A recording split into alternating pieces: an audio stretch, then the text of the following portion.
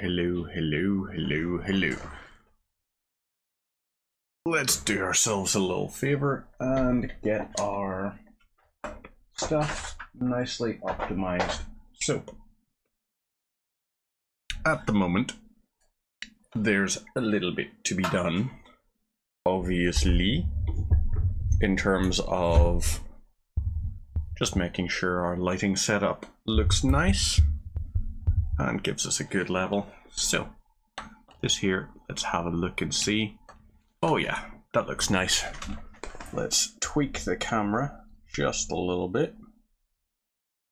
Have it zoom in a bit more.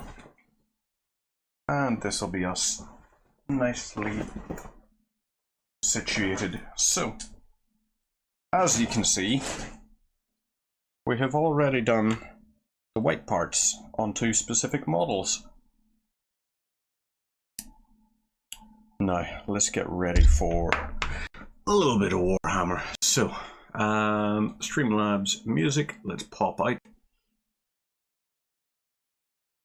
And we're gonna go ahead and pick something nice. What do we go for music? I keep meaning to actually create a playlist. I'm a big fan of synthwave. So at that point, let's try a little bit of synthwave. Now, colors. So we've got the white taken care of. We're going to need a few little types of green. So we're going to be using Wag Flesh and Auroch Flesh. And little bits of Deathworld Forest. So these here are my greens for this here, guys. Yeah, look at all those tentacles and everything. I want those to be Screamer pink. There are going to be the red sections. Then we need lighter greens. We need the horn stuff. So the horn stuff is going to be a little bit of Morghast bone, which we got here. We'll have some moot green for stuff, because why wouldn't we? Gold, of course. We need Retributor armor. And let's go for some Ushabti bone for the other little bits lighting up. We need some bits that are going to be darker shades. And as well as that, maybe these tentacles are going to be Xarius purple, Screamer pink, and Cacophony purple. So let's try those. Actually, you know what? Instead of Screamer pink, they're going to be Phoenician purple. So these tentacles will be purple ones. Need little speckles of Flash Gets Yellow. Here we go. And oh yes, weapons, of course, we're going to need some nice colors for it. So let's go for Leadbelcher and Runefang Steel. These will be the base of the weapons. And a little bit of Skullcrusher brass for the rounds in the weapon. Now, what else have we got? We've got the sort of toothy stuff. We've got that there. I think little bits of Wraithbone. Let's make sure we've got some Wraithbone as well. And some Screaming Skull. Now, is any of this plasma? Yours is a bolt weapon. Yours is also a bolt weapon. Lovely. So, that'll be our main color scheme that we're using for this here. Now, since we've already done our base coating sort of exercises, we are able to go on to the finer details, which is very helpful. So, I'm going to have, whoop, there we go, that's that fine. And I'll get my brushes propped up here. So we've got that there. Now, Retributor armor and Skullcrusher brass. Let's do our edge highlighting on some of the bits first. No, you know what? We're going to start off with our auric flesh, which is going to be used for accenting some of the parts. So, this here, lovely little color. Big fan of auric flesh for doing Death Guard. It just looks so cool in my opinion. So let's put a little bit onto our wet palette here. And we're just gonna brush off our I'm going to call this our dabbing brush. That's what we're going to call it, because it's the thing we're using just to move paint from the pot to there. So, just take a little bit of this, and we're just going to be doing... Ooh.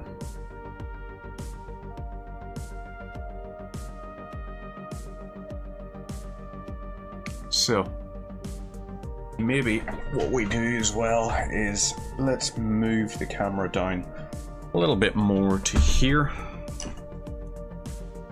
and get some paint loaded onto the brush, a good bit of it in fact. We want a nice coverage on this here shoulder pad, or pauldron if you're so inclined. So it'll take a few little small bits before it gives us a nice consistent coat. Now let's try and get good even coverage on the stuff here.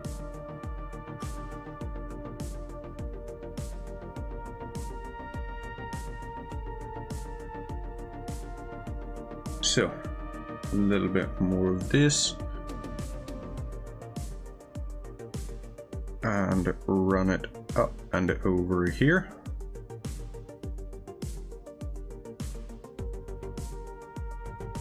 Now, I want to get it down into the recesses of this pauldron, because the high points of it are all going to be done using Retributor Armor Gold, because these guys, I didn't realize it at first, but I've basically painted all of my little Warhammer guys as Irish Republicans without realizing, because every single one of them that I've painted thus far in the armor is just green, white and gold. So let's make sure this pauldron as well. Go over to these little bits. Now, flip it over and reverse it. Want to try and get a good amount of this lifted up, and want to try and avoid getting too much onto this here raised section, because the raised section I'm envisioning is going to be, I don't quite know. Let's go ahead and see with this. Can we drop the brightness a bit, and does that allow the color to shine through a bit more? Kinda. kinda it does. But I think it's a case of focusing is going to be our main sort of thing. This camera has quite a slow autofocus, which is a bit of a problem. Let's try and brush these over. Maybe these spikes are going to be Wraithbone or something. So we've got like his pauldrons done in that there. We're going to do his little knee pads as well. His knee pads are going to be done in green. And we're going to try to avoid getting the other little bits done. Want to try and have it so it's the green and white sort of contrast between the two. You can see here that we're going for.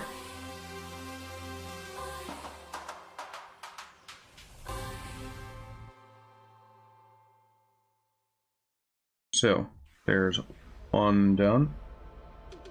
Let's grab this other one. A little bit onto here.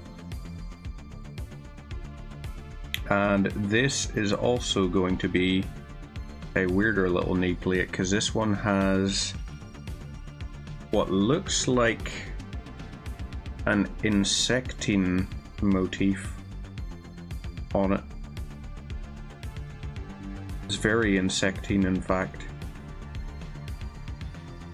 So maybe for that there, we're going to want a sort of bluish color, in fact, maybe.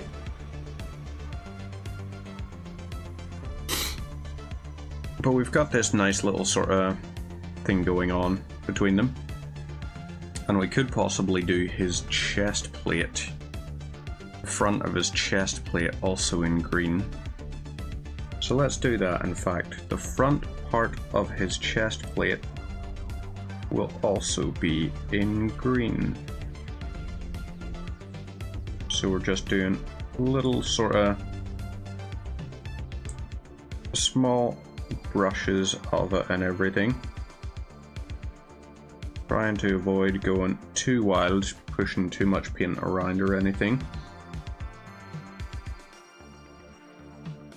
Because this guy, I'm thinking maybe his gas mask is gold.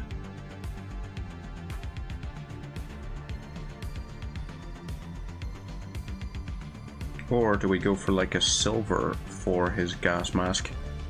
You know, bit of a tricky question, but you know, for the most part, the Death Guard were white and green at the start. Maybe what we do for his backpack as well, along here up at the top, we're gonna brush this little section in green and push it down in. So we're just kind of going along the top part of it in this here green, getting what we can. So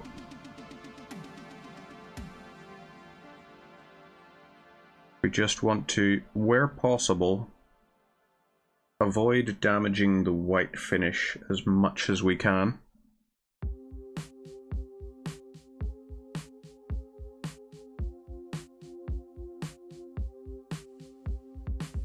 So this here, let's do the front of this as well.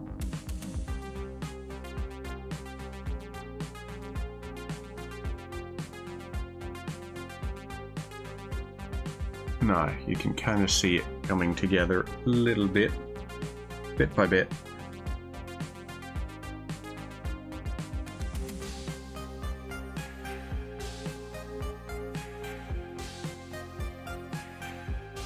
A little bit more on this here other side.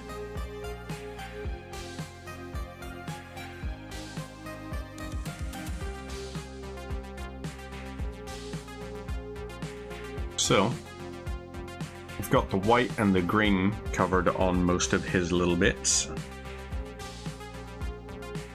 The remainder of the armor, for the most part, will be white. We don't need to worry about that. We're possibly going to do this here belt section in a darker green, however. We'll get around to that after. Let's go across onto this here guy. And we're going to do his shoulder plates for his pauldrons as well in the green.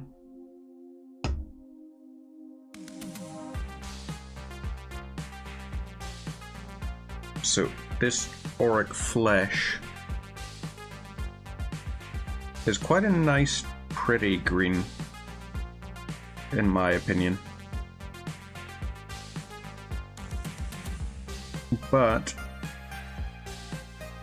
it is quite a light one as well. So it's going to be very interesting how it combines with this guy's left pauldron, because this guy's left pauldron is very interesting to me. You know, it looks like a creature of Nurgle. So there's going to be green required for it, and definitely a little bit of yellow and possibly some purples and pinks and everything.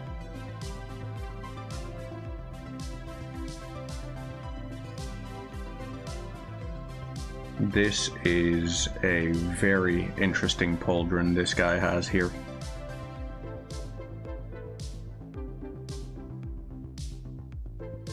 So, nice little coverage there. We'll do a little bit more onto his other pauldron.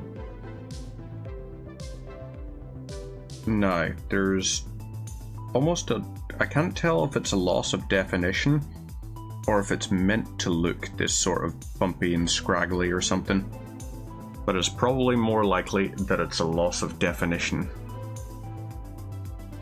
Now, knee plates. Let's definitely do these in green.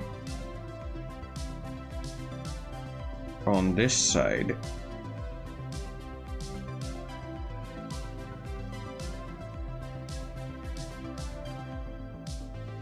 so there's one.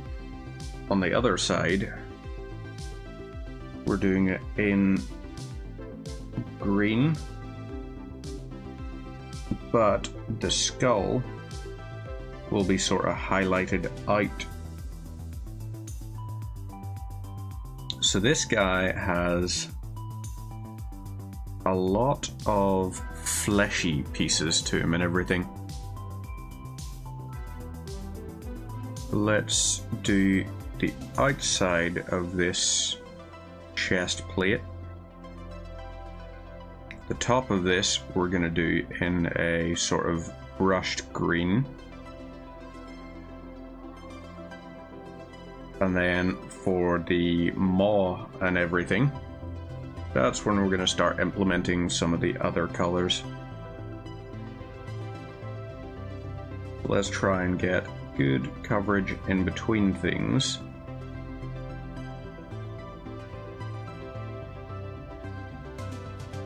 And hope to goodness it comes out looking alright at the end of this. So make sure we get a good coverage around these here as they sort of emerge.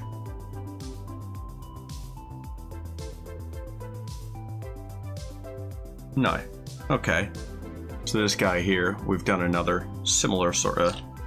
I'm happy with that level of green. Because when we add shading and all, that's going to play more of an effect in. So let's actually, on the topic of shading, grab... Which do we go for?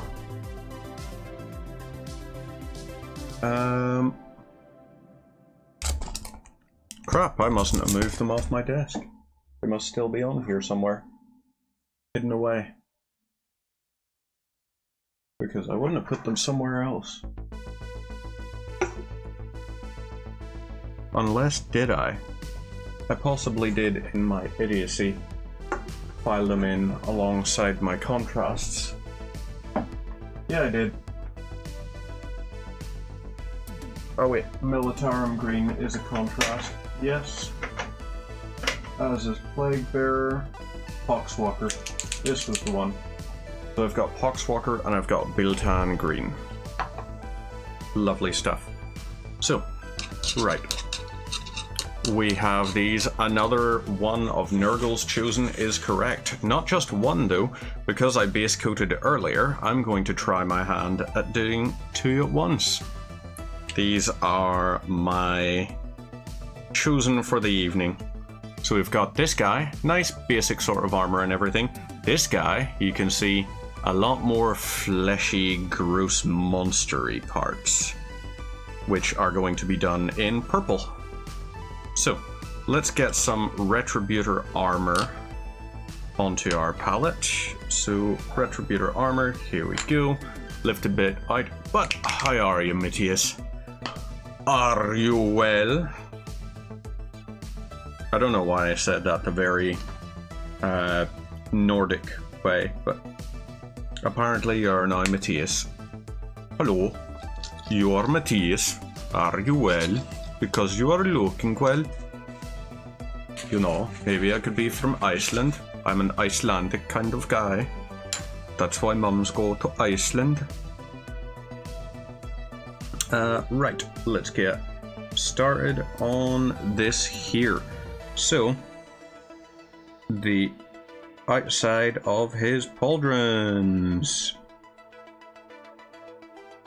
Very important to do these in the traditional tricolor sort of paint job, you know, because Warhammer is nothing if not ultra Republican, you know. That's why it's called the Republic of Man. All well? Glad to hear that.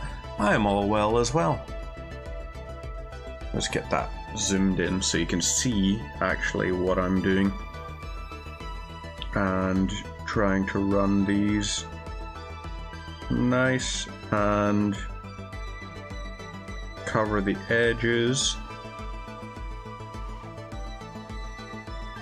Trying to avoid dipping in onto the actual center bit of the pauldron, I guess. Trying to avoid falling into that trap, so over we go. Do a lot more on these. Put the thing down, flip it, and reverse it, as a certain Missy Elliott once told us to do.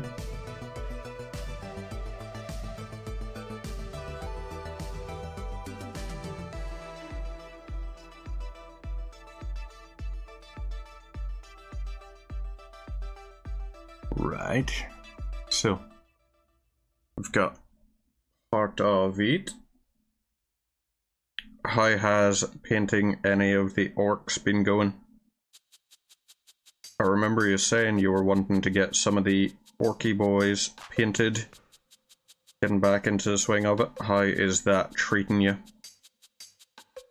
Faring well, I hope.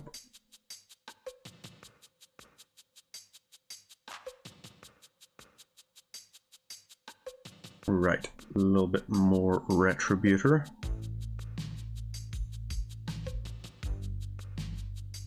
Ooh, hoo, hoo, hoo. We're starting to get into risky biscuit territory.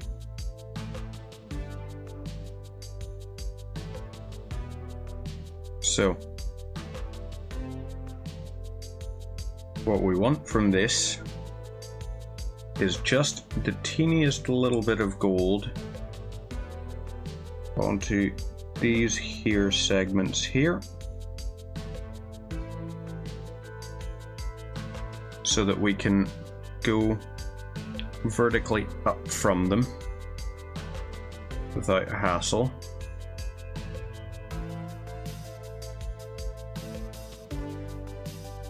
Okay. Got a little bit there. And then just a touch more. You think you'll paint some tomorrow? Nice. You working from home tomorrow, or are you in the office? I am in the office, but I'm going to work through my lunch so I can leave at 3, because we have a Thanksgiving thing that we're going to, which is going to be nice. It's one of the other half's sister's friends is from Michigan, and kind of missing the whole Americanism of like Thanksgiving and everything. Wants to still celebrate some of their Americanness, but obviously there's not many American sort of things you can really do in this country. Not allowed access to firearms, buying fireworks and everything. Not really a big thing. And also, just if you lived in America, there are so many people trying to get out of America. It's wild. Apparently some people, I heard something that some ones from the States are trying to claim asylum. And it's just like, that's absolutely wild. It's not going to work because it's not a country that is recognized as people needing asylum, like asylum. Parents on holiday? Oh no. For Archie. I hope Archie's getting all the scritches and all. Is he still getting to wear the, what do you call it? The pillow every now and then? Because God, that was cute seeing him in that wee pillow. I mean, just to be fair, any picture of Archie is a cute picture. Archie's a very photogenic dog. Very adorable. Incredibly so.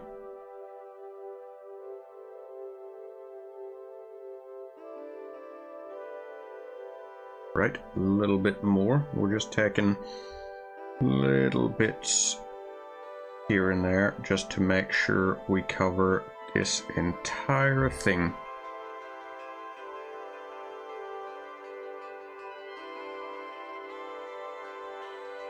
And then I want to make sure we get in under the pauldrons as well.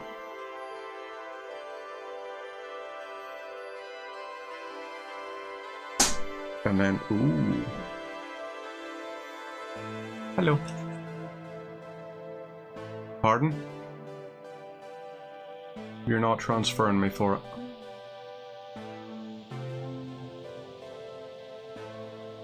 Oh, how much you collected? Don't tell me.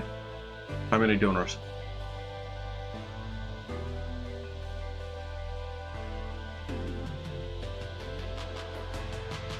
£137. Higher or lower?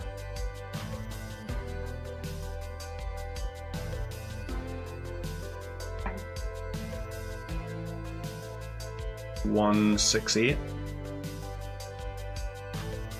$192. Oh, shit. Didn't expect people to be that generous. That's... Oh, you're keeping receipts and all? Let me have a check. I have a feeling it was £11.80. Let me just check and confirm though.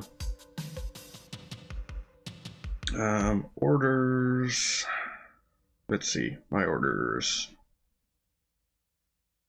Oh wow, now expected by 2nd of December. Lovely. That order was £10.48. Including delivery? Including delivery, yes. That was for both, yeah. Thank you. No worries. Love you more. There is a thing that a collection was held for, and I ordered some cake toppers off of Amazon. and was getting asked what the price was. Apparently, the other half is very much just in receipts mode at the moment. Just making sure all the spending is accounted and all. And it's like, it's for someone's PhD. You would, like, if people are asking for a receipt for that, I would simply say, you know, back off. Person earned all of that celebration. All of that celebration. Hello, Francois Marion. That's probably absolutely butchered the way I said that, but behold, that's one of the shoulder plates done with the thing. We are doing death guards, in case it wasn't obvious. Now, a little bit of this, and we're going to go around the pauldron first. We're going to pick another brush with a very superfine point in order to do the raised section there. And I'm thinking the raised section isn't actually going to be in gold. Maybe I don't do gold for it. Maybe for that little raised section there, what I do instead is I do that in either a green or a purple thing. Ooh. I could do each circle in a different color. Oh, that would be... Got it right on the first try? Nice. French is not really my strongest language, in that I don't speak it. Although the other day someone was just like, well, you clearly speak French, you know. They were being sarcastic and all, and at that point I was like, je suis désolé, je ne parle anglais. And they were just like, what? And I was like, I probably butchered it. But the French guy in the office with me was kind of like, actually, you did surprisingly well. And I was like, yep, that was the thing about me in French class in school. I always got a little bit of a piss take for doing the accent and everything. But it's just about when I'm doing a different language, I don't want to sound like I'm speaking in my own accent, you know? It's like, I saw a video of a Scottish guy speaking German. And he was speaking German in a Scottish accent, and it was just the most confusing thing ever. It was like, if you've ever heard of a concept called cognitive dissonance, it was that.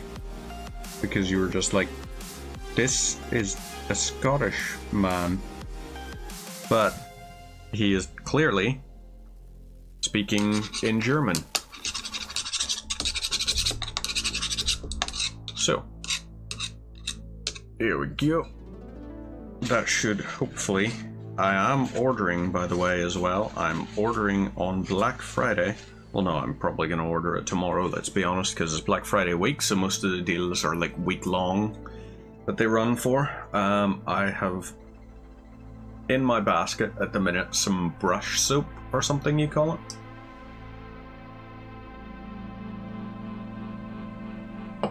And hopefully that should help me clean and maintain my brushes a lot better. So I just want to try and go over some of these little bits on his armor, so we have a nice separation.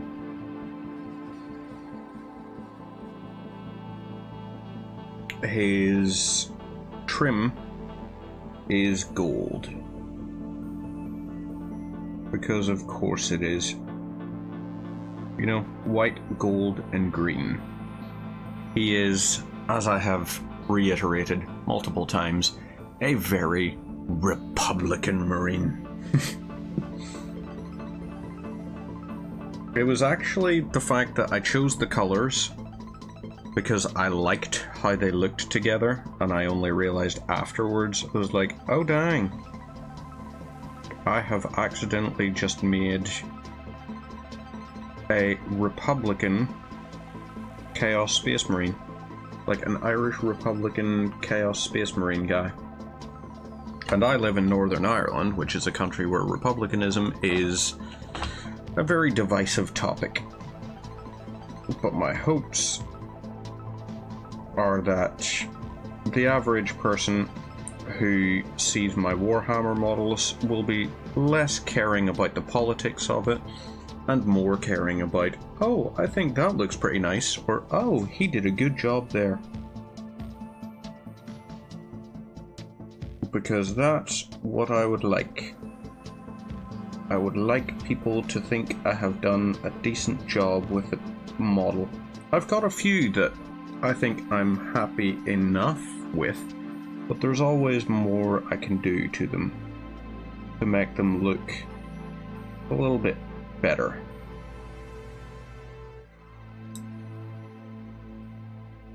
It's like a wonderful quote that I heard at one point where the person responded to a question about trying to create the perfect design or something, and they just said, perfection is the horizon. If you ever arrive at it, it's because you focused too long on a single point. And I really like that, because it basically does just say, it's like, yeah, no, nothing's ever going to be perfect. There will always be something to improve on. And the second you think it's perfect, you're so zoomed in on that one part. But the bigger picture, gone. Disappeared. So I like that quote. Let's take a little bit more gold and we'll run along the trim down here.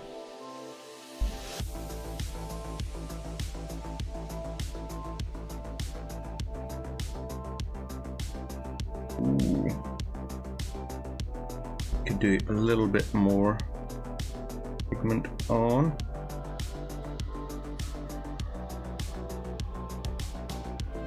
So here we go. Let's try and get a nice coverage here.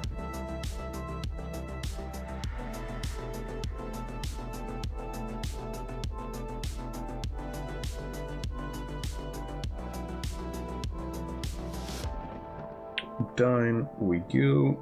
A little bit more along here.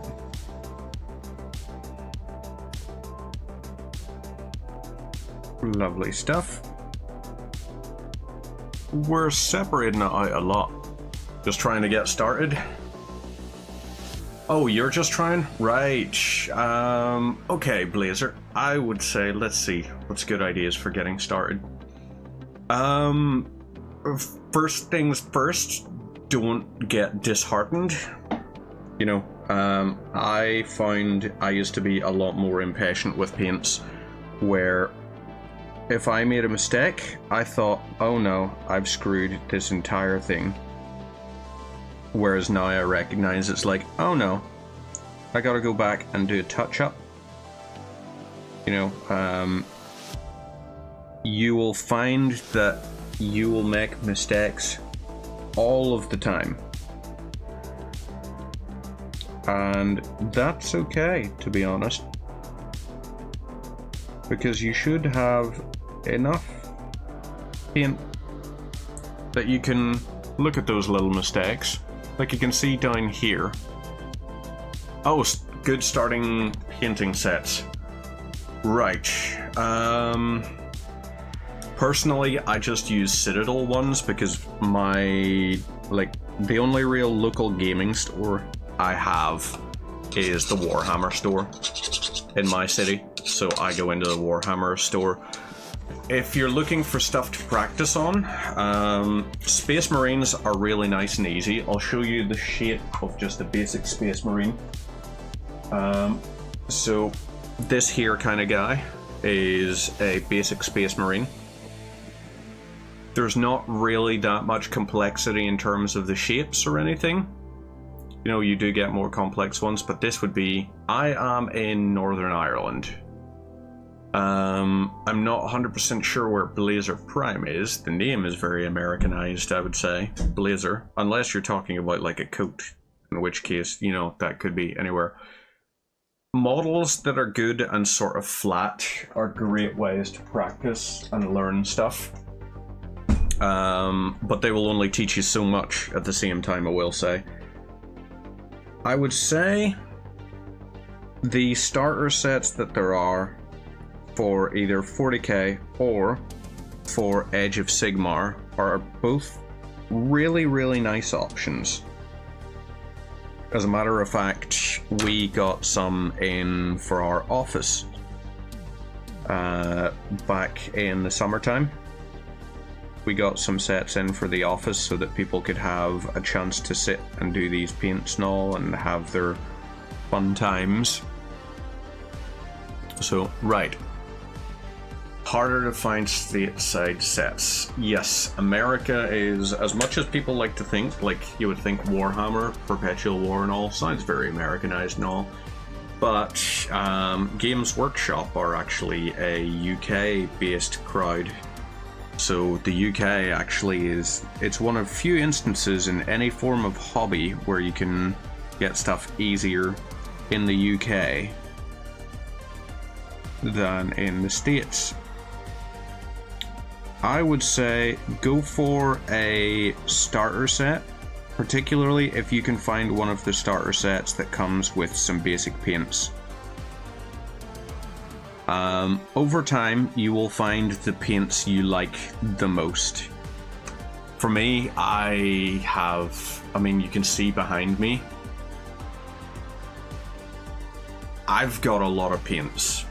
I've spent a lot on paints over ages, and honestly, there's only a smallish number that I would say I'm constantly using. So find yourself a nice metal one that you like, if you like metal, or find a good base color like a blues or stuff if you want. I've only used Citadel myself, however I know a lot of people swear by like Army Painter or Vallejo. There are a great number of people out there who have far more knowledge than I do, far more experience than I do, and far more skill than I do. You understand? I mean, hell, you'll hear people talking about like the levels of pigmentation in something, whereas I'm just sat here going, it's like, I like the pretty color, you know? So don't base too much on what I say. The Warhammer starting kits, although alternatively as well, if you happen to know someone with a 3D printer, those can be dead handy things to have as well, because you can get STL files and all, and you can print your own sort of stuff a lot of the time, which is you know, there are some that frown upon being able to print your own. There are some that swear it's, you know, it's necessary for a lot of people because Games Workshop is pricey. I'm gonna be honest with you, as a hobby, this is an expensive hobby. But you may find as well, basic colors under 20 bucks. Get Games Workshop, Null Noil, and Agrax Earthshade. Yes. Pick colors you like. I would say don't worry too much about layer paints for your first wee while. You know, layer paints, you can still get away really easily with just using base coats. You can still do that and have a really nice looking model just using base coats. So don't worry too much about you have to have all of the paints right away. You don't. And you're never going to like use every paint on every model. It doesn't happen. Take your time, go at the pace you want to go at. You'll find maybe you're going to be someone who paints really quickly because you just get lost in it and really enamored with the whole process.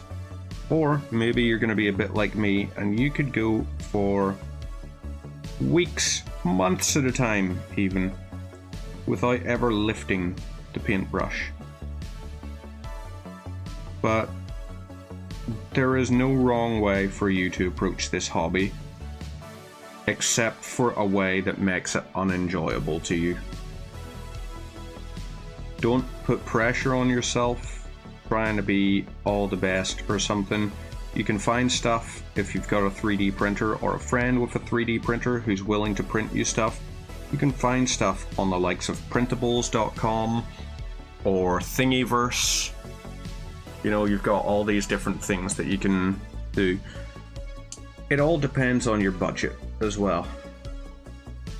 Because for me, I don't buy a great many things. I would buy maybe 2 big batches per year. And then I would spend maybe, I'd say in a given year, I'm spending maybe £400, the equivalent of about $600. Actually, not even, the equivalent of about $500 out of my spending money each year on Warhammer stuff. But I have made the mistake of building up what I like to call, or what everyone in Warhammer likes to call, the big grey pile of shame. You can see a lot of unpainted stuff up behind me. A lot. And for a long time, you're still going to see lots and lots of unpainted stuff. I've only fully painted and completed 1 box of Warhammer that I've ever purchased. And that was one that I painted alongside my good buddy Matthias there in the chat.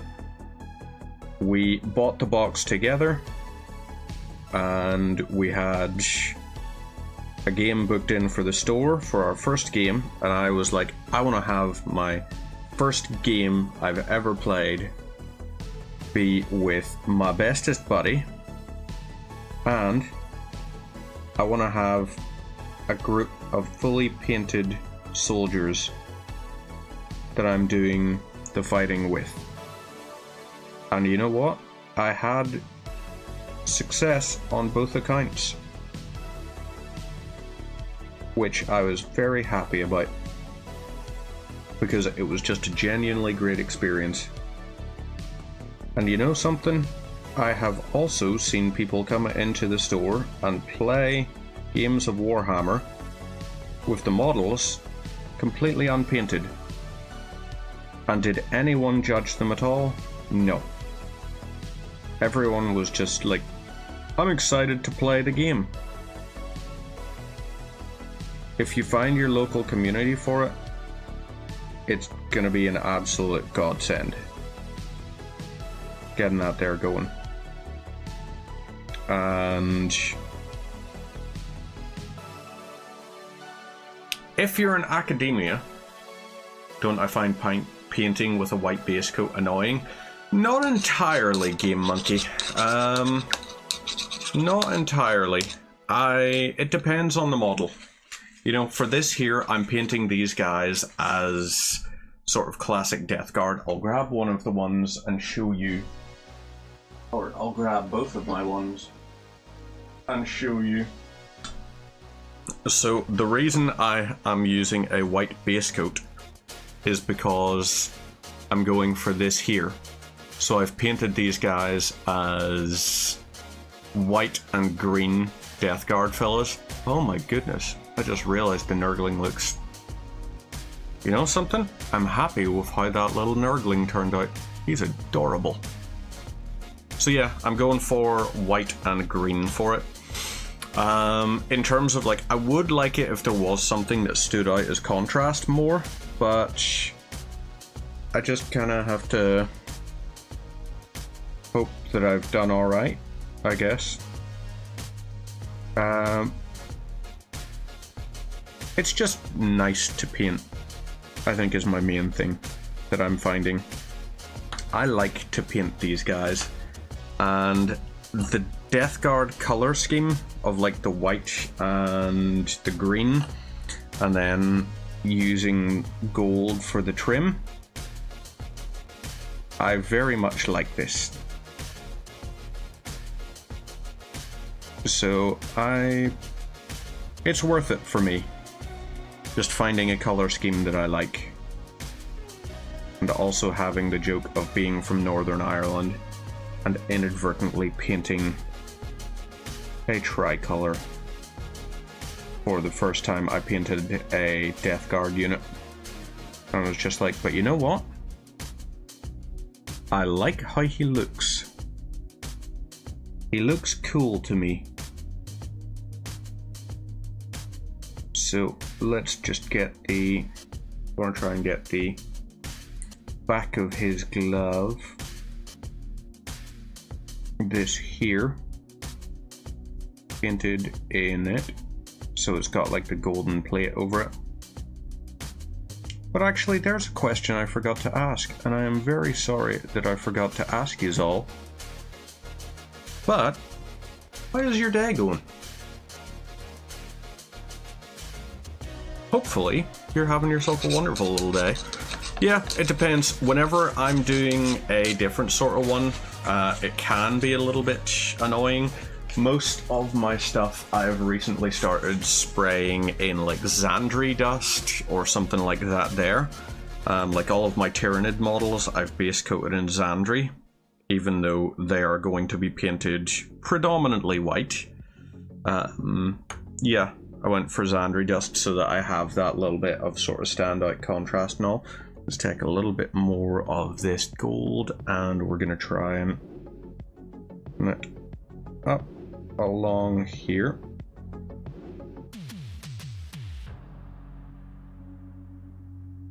Now we've got part of it. Hey, thank you very much for that there follow. Greatly appreciated. And ooh, excuse me, just let off an absolute clanger there. That's why I shifted in the seat. I am doing pretty damn well. I had a nice productive day at work, getting a surprising amount done actually. My day originally I thought was going to be just kill time until the work day is completed. I have made mistakes on this. I have definitely made mistakes. The gold has gone outside of the bounds of where I wanted it to go, but so be it. We'll just keep brushing it up. Worst case scenario, we go over with a little bit, or do we go for gold on this whole top panel? Maybe we should on this here. Maybe this entire barrel part should be gold.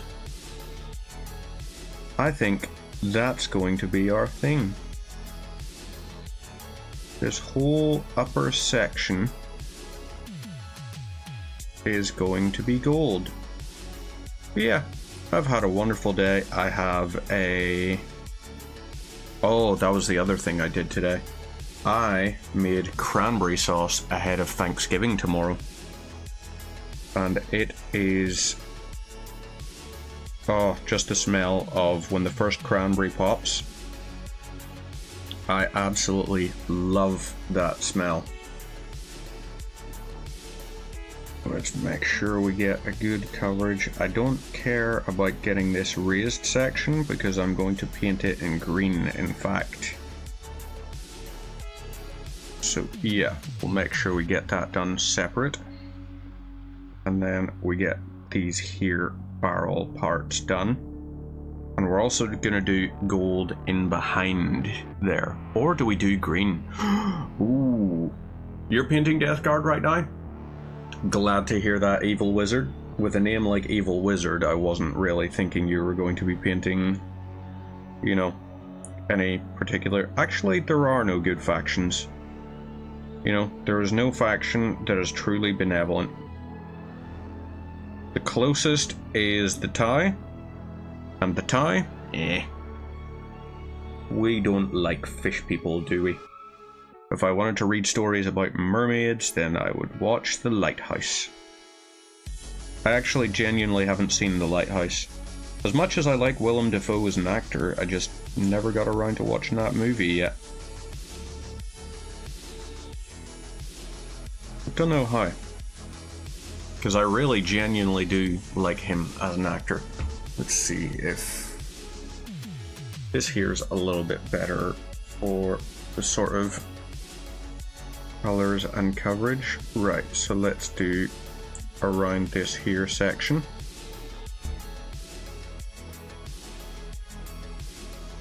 And get a little bit more onto here.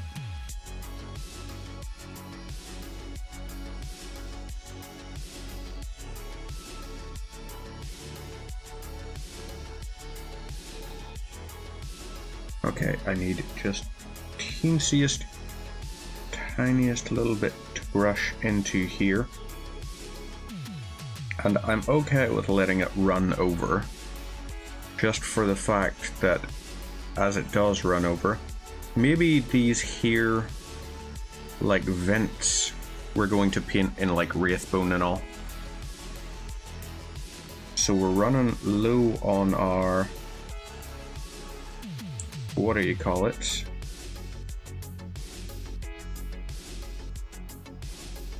And let's get these here bits up here coated.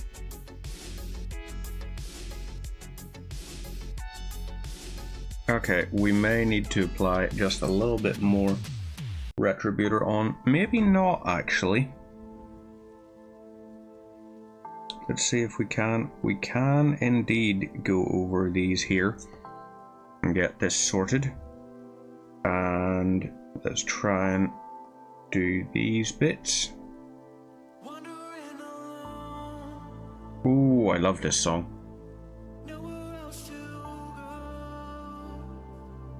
Some of the music off of this, like Streamlabs Synthwave playlist, I have found that I'm actually genuinely listening to when I'm not streaming. Like that one, In the Shadows and all. I'm just like, oh yeah, that's just a good song. Right.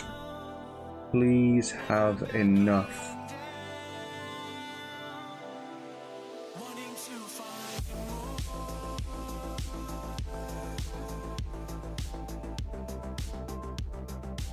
Can I get this done?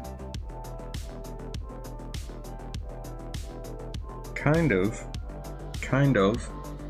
We're so close to having it done. So what Death Guard unit are you on at the moment? Are you just doing some of the basic guys at the minute, or? I had a pretty productive day. What did you do? I made cranberry sauce. That's more than I do a lot of days, to be fair. My job is one of those ones which is absolutely fantastically fun.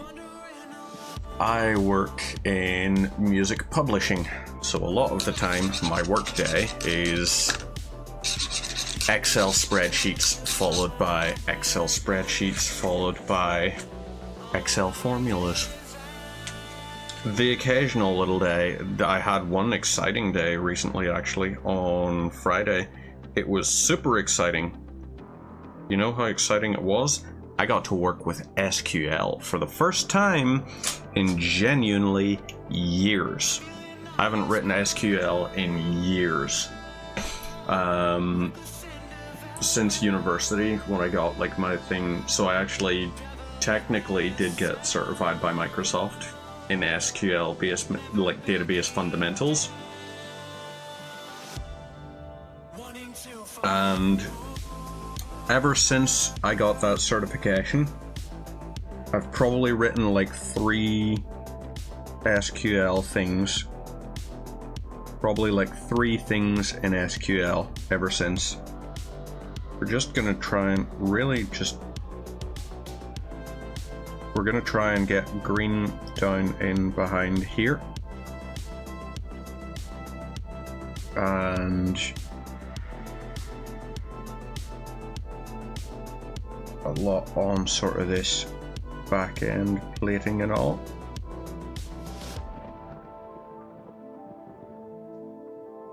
Right.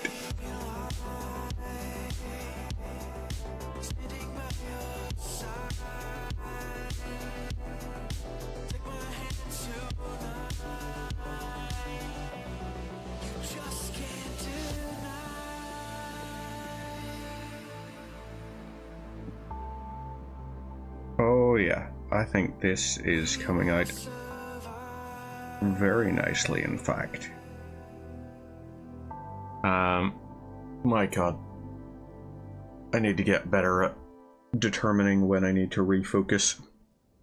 Or alternatively, if I win like the Euro Millions, and I win like 500 million pounds, I'm gonna have someone whose entire thing is just to refocus the camera when it needs refocused. Because then at that point, I'll be a job creator. You know? So, this here... maybe... ooh, idea. I have an idea, in fact. This bit in here, those little deep sort of sections where it looks like they've been dented or something. Maybe we should do this like glass effect kind of thing. So at that point it looks like a glass backpack thing, and then at that point you can see actually more light from the thing. Please tell me this is going to work. Kinda. Got a little bit more on. Okay, right. We're happy for the most part with how he's come out. So we can set this guy off to the side to dry. And then we're gonna switch over. Now, we need more Retributor armor, obviously. So let's get more, guess what? Retributor armor. We're gonna get a little bit more, and then we're gonna start on this here guy. Who, yeah. Ooh, you know what, actually? Before we do the Retributor armor, let's do the base of Phoenician purple for all the wee tentacle-y bits that are gonna be coming out. A lot of wee tentacleism to him. So let's go for this here. Layer on. We don't need a vast amount. So let's just go for this. And we'll just do a little clean of our brush. Right, that's just our paint to palette brush. So Xerius purple. Oh, it's a little bit watery. I probably could have done a better job at drying then.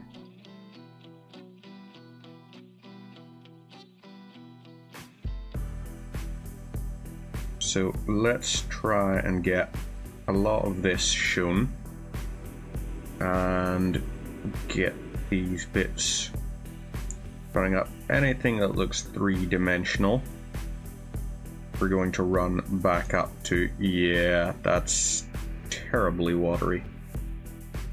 It's possibly also just because I think this might be my second time ever using Xerius purple. And I think my first time, I definitely did overwater it. So yeah, we've actually definitely overwatered this. And the reason we're going for such a deep purple on these tentacles is because I want them to feel... So like, for some reason, I don't know if anyone does know the reason why, but the color purple is often associated with Lovecraftian sort of horror and all. And I don't know if it's ever actually written out why, but like they've got that whole color out of time or something, is it? That there. And they always tried to advertise it as, you know, oh, purple is the color of weirdness and all of that. And I was like, but why purple? And maybe purple is just... It's a lovely color, don't get me wrong. But maybe it's because it's the combination of the deep blue sea and like red. So maybe like blood plus ocean equals Lovecraft.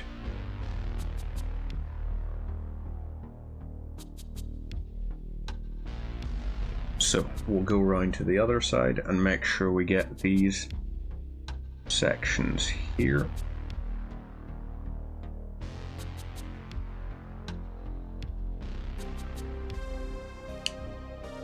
Now, you can see kind of the purple there. That's the big purple tentacles spilling out of it. We need to go deeper purple over here. More purple, please, to get that real sort of deep purpliness to it. Because Deep Purple were a great band. Don't care what you say. And then we have our other layers that we'll do. So we've got like our Xerius Purple, which we will add on, and then we'll be doing bits of highlighting in like Cacophony Purple as well. Purple isn't real, it's an illusion. It's blue and red. Yeah, wasn't that an actual thing? They found like, because the cones and receptors in our eyes only perceive like certain colors, so sometimes it fills the gaps in between and invents colors. It's something to do with like the cones and rods. Is it rods that see cones, or is it rods that see cones?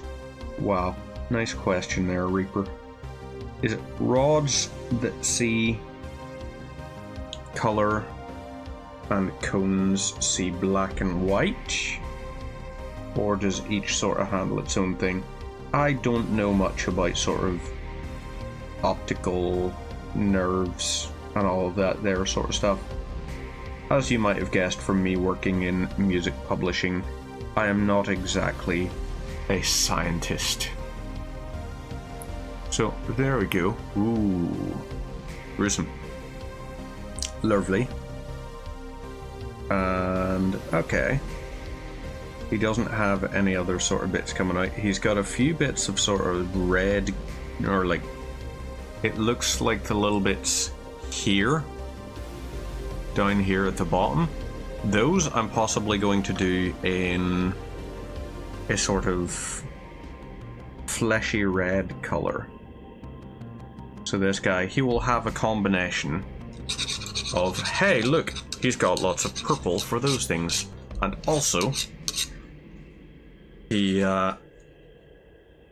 is going to have red and purple in it. Yeah, that's an interesting thing. There was also that thing years ago, I remember, that everyone was losing their minds over. Is it blue and gold? No. What was it? Black and blue, or white and gold, or something? It was some kind of thing, and so many people were saying, it's like, I think it's this. And other people were saying, I think it's this. I can't remember what color it was, but it was a really divisive piece, because lots of people were just like, it's this here.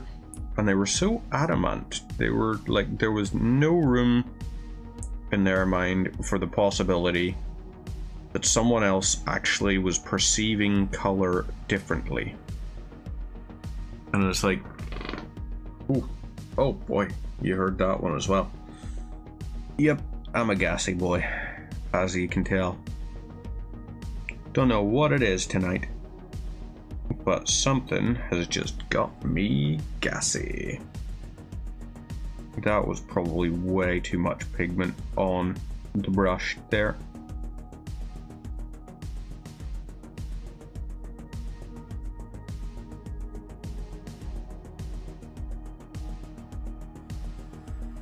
Okay, well, we'll see. How much can we still... Oh, wow. Still a surprising amount coming off.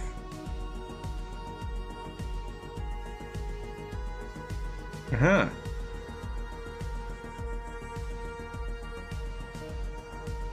Interesting. So let's grab a good chunk of this here. And we're going over these guys, getting what we can.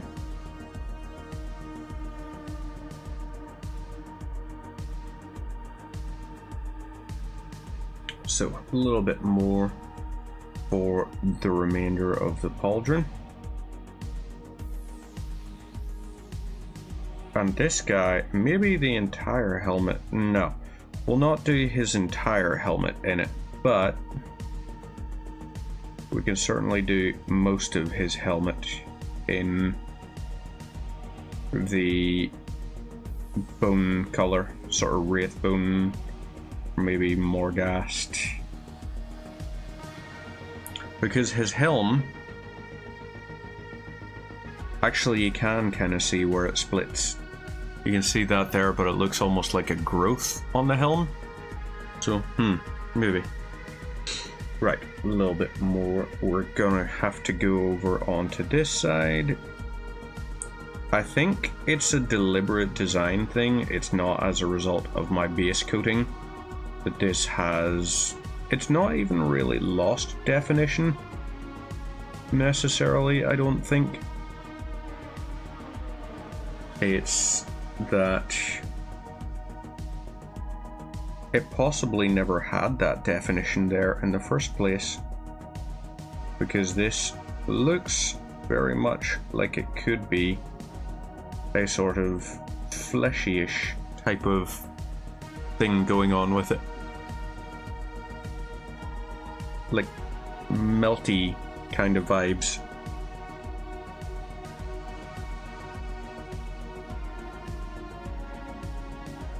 So let's get these here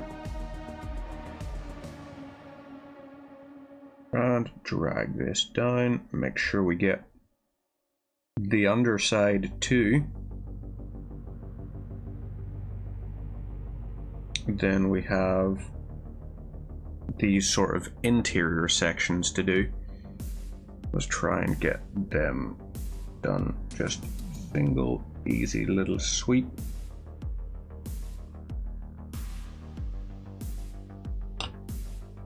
No, gotta do the top down way.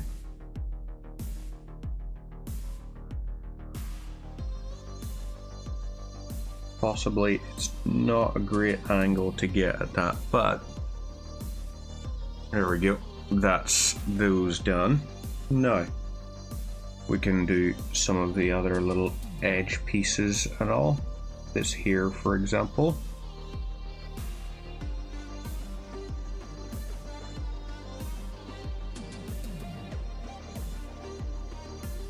And do that bit of gold there. Now we've got the gold over here as well. A little bit that I want to do onto here.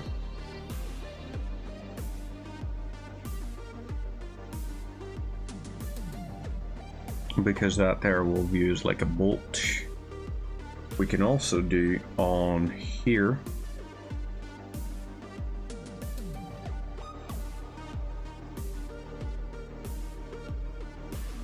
So over the top end of this here, and do our little sweep along.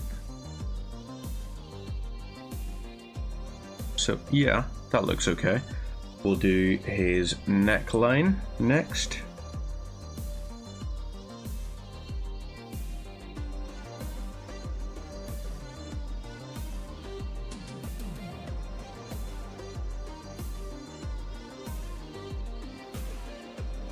and these other little bits in behind there. Then we just do the undersides of the pauldrons as best we can, and see what we've got.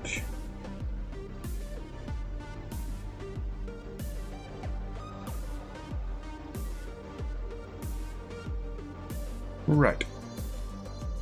Okay, dokos.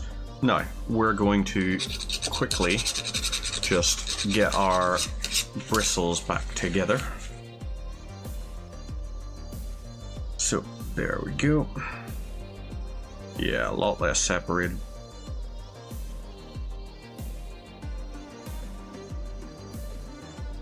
Lovely. Now, more gold.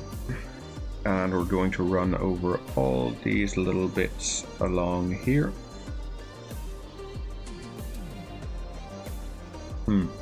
That didn't really get much of anything, did it? Not a lot of pigment came out there, so we want a bit more.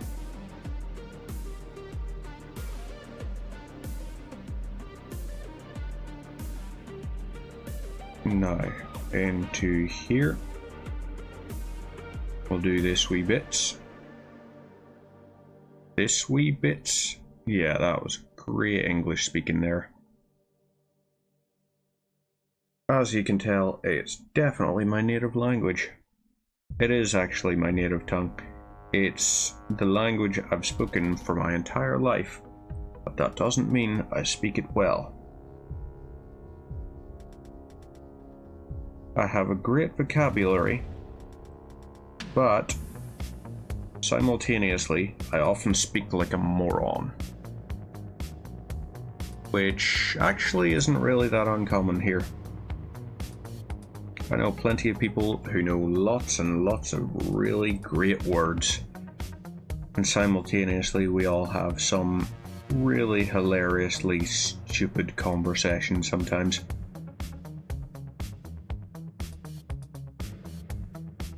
So let's get these here bits done up and over. Good stuff. A little bit more, because we want to do a brush on this here section here. Good stuff. Now let's look at the legs. So legs, we definitely want the bits around here. So, oh, this is very interesting. The gold will almost become flesh toned at a certain point.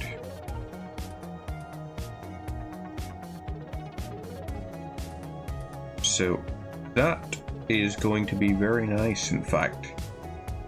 Because my whole thing is just like, wouldn't it be cool if like there was like pestilential plague or something, and that was like part of a disease thing, like just a big greedy disease, like if the gold was tainted, a thing you consider like, oh, gold, it's so wonderful, it's so shiny, but imagine it was also going to kill you because it was diseased. Would you forego the shiny? Or would you end up giving in to the shiny? Do I got some old Warhammer models? This is possibly my oldest. This would be Dark Imperium was the box I got this in. So there would be this here from Dark Imperium, or from the first edition of Age of Sigmar. I've got like this guy. Where is he? Oh. This guy was from the first edition Age of Sigmar. He was... it was Stormcasts versus Khorne Goreblade Warband. So this guy's possibly the oldest. I think this might be the oldest one I own. Just from the age of him, he's probably about... God, how many? You have the same model? Hey, nice! Yeah, it was... So that's not actually from the same box I originally bought. Holy merciful wow. Despliegue Rapido. That is a very Espanol sounding name. Thank you very much for the raid there, 18 viewers. How did your stream go? Evidently it went pretty well. What was it you were working on painting this evening? Were you doing a little bit of Death Guard? Were you doing a little bit of maybe even some Black Templars or something? You know, they're basic, but there is a skill to Black Templars and everything. It's very, very cool when you see those there sort of ones come together. But yeah, thank you very much for the raid. Greatly appreciated. For those that are just coming in, and for also those that don't know because I didn't actually really sort of announce it earlier. Hi, I am Reaper. I'm 31 from Northern Ireland, and I paint Warhammer. Sometimes I'm trying to set it up to do once a week. Aside from that, I also do, I play games like Satisfactory on Monday and a Friday. I have just started Stalker 2 on the Friday evenings. On Tuesdays, I go through challenge runs for the Elder Scrolls games. I'm currently doing Can You Beat Oblivion, all quest lines, without having, without doing any damage yourself. So only damage dealt by your summons and all, so there's that there. And then on Saturdays, I do challenge runs for Soulsborne type games. I am currently going through, on Saturdays, Elden Ring with only the Cypher Pata. So that's going to be an interesting one because holy damage drops off real sharp, real easy. So it's going to be probably my first really heavily frustrated one. But thank you very much, by the way, for that there. I greatly appreciate it. Hopefully, for anyone out there, you're not too offended by the fact that I am painting Death Guard. You know, hopefully you're not one of those ones that's like, I only like this faction, or I only like that faction. Because I happen to like them all. Except I don't have any Tau. I also don't have any Eldar, currently. I have dabbled with the idea, but they look really clean, like the Eldar. They're not spiky or like dynamic enough. They kind of look a little dull to me, the Eldar. In the games, they're really interesting. The models haven't stood out to me yet. And I've never actually gone looking for like kit-bashed Eldar or anything. But yeah, to give you an idea of the color scheme we're going for our current guys. So this here is this is one of the ones we're painting. I will show you the one that I painted before. This here was the color scheme before. So you can see we're doing the fleshy bits in a different color. I'm doing the tentacles for this guy in purple because I want them to be a little bit more sort of... This guy, on the other hand, very much, you know, red guts spilling out and everything. He's got the green flames and all going on, all that sort of vibe. The white with the green with the gold trim, and he's got like the Wraithbone and Morghastbone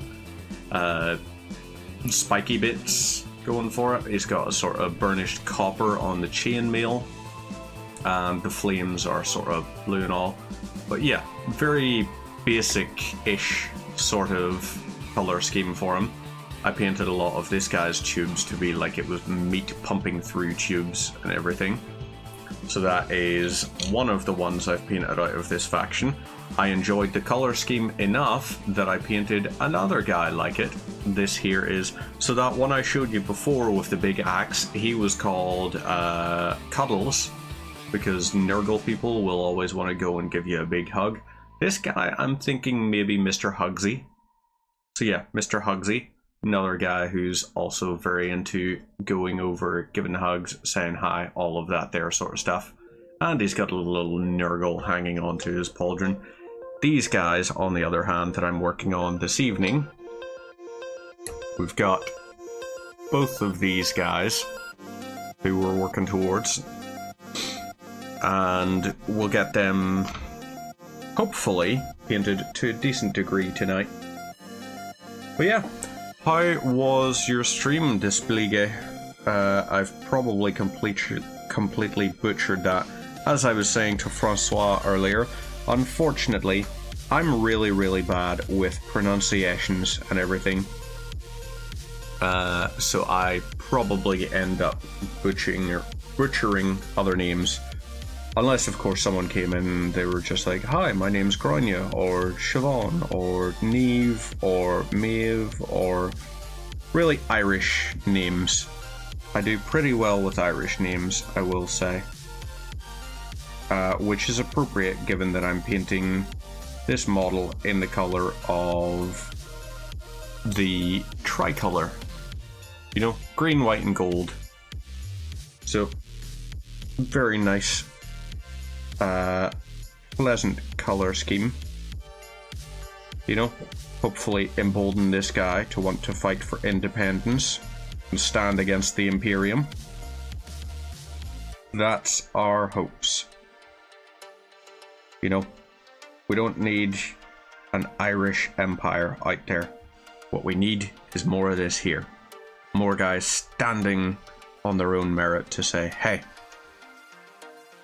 fuck you, buddy. So, let's get a little bit of gold in on the back here. We're doing these back plates in gold, like the sort of, what do you call it? This thing. We're doing that in gold. What am I using to weather the armor with? I'm probably, so, oh, these here ones? Right, this was Agrax Earthshade, actually, was all it was. Literally just Corax White, and then I used Agrax Earthshade and washed it over. I did like a big wash with it. And then for some of the darker bits, I would push a little bit of Nuln Oil in. So literally the ones you were saying before to our dear friend Blazer, literally those. Because you have good taste, good buddy. You have very good taste in things. So, the skull is there. Ooh, we could do a little bit of purple for that tongue. Maybe the backpack we're going to do a lot more green on. Maybe that's our thing. So, let's get... Whoop. Green. Yeah, this guy's backpack is going to be green on this lower end. Let's do a quick little sweep of this.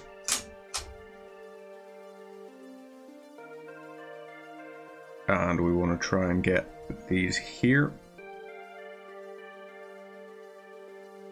So this will run down this way.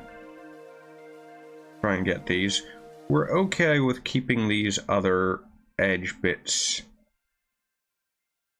in white. I think we're okay with that there. I don't mind the idea so much. I want to just have a little bit of variety instead of just this guy's backpack all being the one color.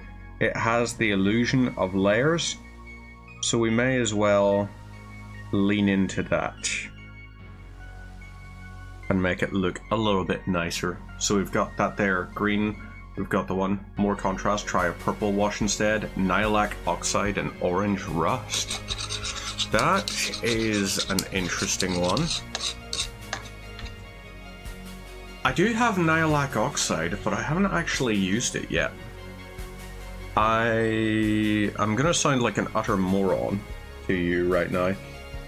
I don't really know how to use those technical paints.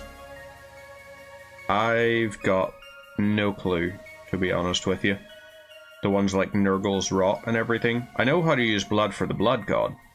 Like, Blood for the Blood God, easy one. But the other ones, less so. So, let's try and get this rotated around so we can grab this here end. So we're holding this in a little bit of a weirder fashion than is probably ideal.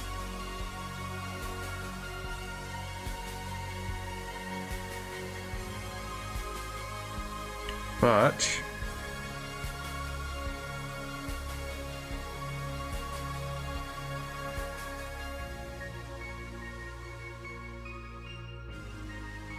here we go. Okie dokes. So we've got the white, the green, and the gold on his backpack. Asapangel, I apologize. I've probably butchered that. You finished painting these guys last weekend? Nice. These are ones that I have genuinely had since... I've had these for 3 years longer than my current... Yeah, I've had these for 9 years. Because I got these before I was even dating the person before my partner and I. And we've been together 6 years. So yeah, 6 years plus 2-year gap plus a year before that. Yeah. You were wondering why some bits look different? Yeah. These are very old ones. Very much old guys. A little bit like me, you know? I kid. I'm not that old. I swear. Although, actually, there was one of the ones in work the other week who said something. Oh yeah, she said slay. I was like, what the hell is slay? Like, I keep hearing people saying slay, but like, what does that sort of originate from? And she was like, oh, come on, you're not that old. And I had to highlight out to her, although we're in the same workplace, I'm 31 years old. And I said, it's like, I'm 31 years old, I am that old. And she turned around and just went, it's like, oh yeah, actually I suppose. And I was like, you're not meant to agree with the statement, I am that old. It's fine for me to call myself old. It's not fine for you to.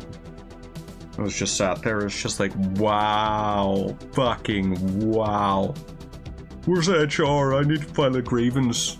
Having a bit of a laugh. She got a little embarrassed about it and was like, no, I mean, like, no.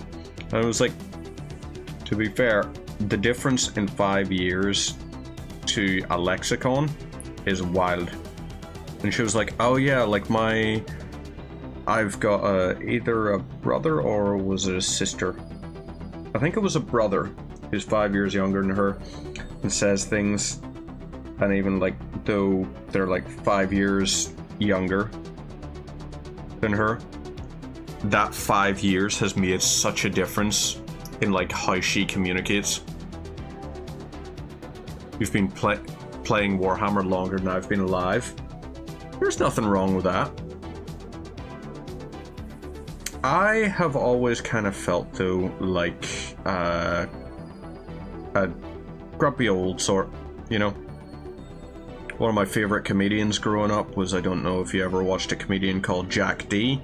His whole thing was just being an angry, grumpy old man. And I loved that. And then I discovered people like George Carlin, and I was like, oh, this is fantastic. Just that sort of humor of just being a grumpy old man. You know, I'm a big fan of it. Because at the weekend, I don't like to go out and get drunk or anything like that. I want to stay in my house. And I want to have a great time in my house, playing video games, or painting Warhammer with a beer or something.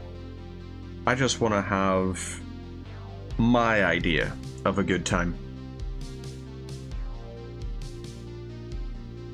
So, a lot of times that, according to my sister-in-law, would have been like, oh, you're such an old man.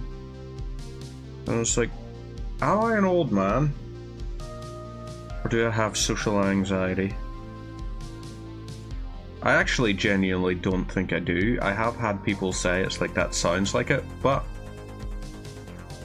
I think I'm an introverted extrovert. I like being around people until the battery's empty. And then at that point, you better not be standing between me and the door, because I will go through you. Which is, yeah. I think that's a lot more people nowadays, though. Still, he's got that there sort of thing. That's you at 24. If you prefer staying in, the hell is the problem there? There's no problem with staying in. There's none of that there. That whole thing of it's like, oh, the world outside. Oh, you need to go outside. You need to experience life. And it's like, okay, but when you say experience life, just what do you view life as? Because I got told moving up to this city for university, I got told, oh yeah, but part of the quintessential uni experience is going out and getting really, really drunk. And I was like, is it part of an experience if you don't remember the half of it? Because there's a lot of ones I was at uni with that had so many gaps in their memories from nights before and everything. And I was like, did you have a good experience then? Would you say that experience was quintessentially university? Or is an experience something that maybe, you know, you might remember a little bit more? Because I remember all my nights sitting playing board games with mates, playing our first D&D campaign together with my housemates. You know, I remember times where I would just start cooking at random o'clock and just be like, so what am I going to cook? Having no plan for it. And that right there, if that's your idea of a fun night, don't bow to anyone else telling you you have to change that there. Because you don't. You can have your version of your fun night. Let them have theirs. They don't hurt you, you don't hurt them. Just live by that. So, I think it's time for us to move on to... Ooh, never mind. I just found on this guy another little bit of purple. Let's grab some. We don't have a lot left on the palette, but I don't reckon we need a lot for this.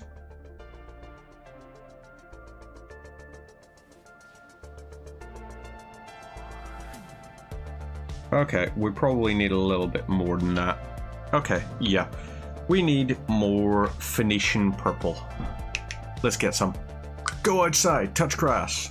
There's slowers to knock up and get STDs from. I'm not going to ask what the SL was, you know, I'm hoping that's not a disparaging remark towards people who happen to enjoy that kind of thing, because hey, you know, fucking losers painting models. That's just it. Years and years ago, it was nerdy to play Dungeons and Dragons, and now it seems everyone wants to play Dungeons and Dragons.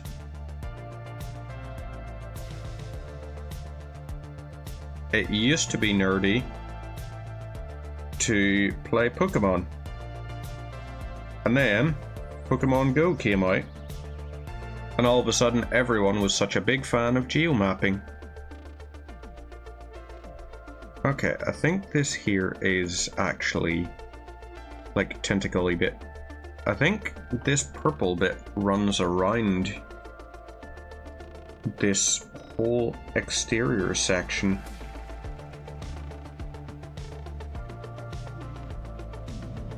So let's try and see.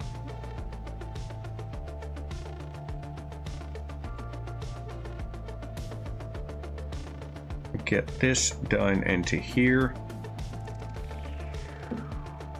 And whoop. We've got a little bit more to do in there. Whoop. Off center. Whoop. There we go.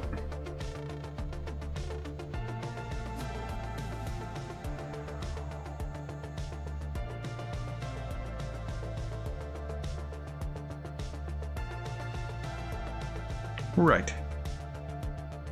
Happy enough with that. Okay, so I think another big messy sounding one. Not actually messy sounding, it makes it sound like I shat myself. I did not shit myself, for the record. I did not. That's a sentence I ever thought I'd have to hear myself say on stream. Right. We need bone color, so let's get some Morghast bone. Now, we've got a little bit sort of solidified into the rim here. Where is something I can dig it out with? Let's try this and see if I can. Yeah, let's break this and drop it now, can we? Nope, still not sufficient. Let's drop that over to there.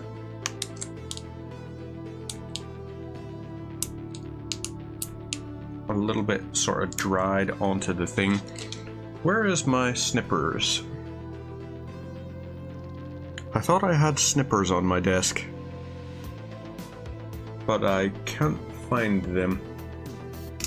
I need to clear my desk is the problem. There is so much shite on it right now.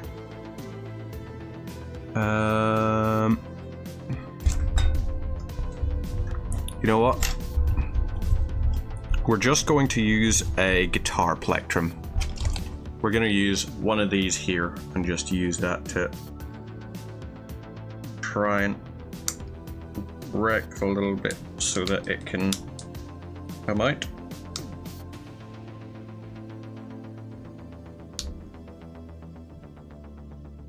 Right, that's that bit.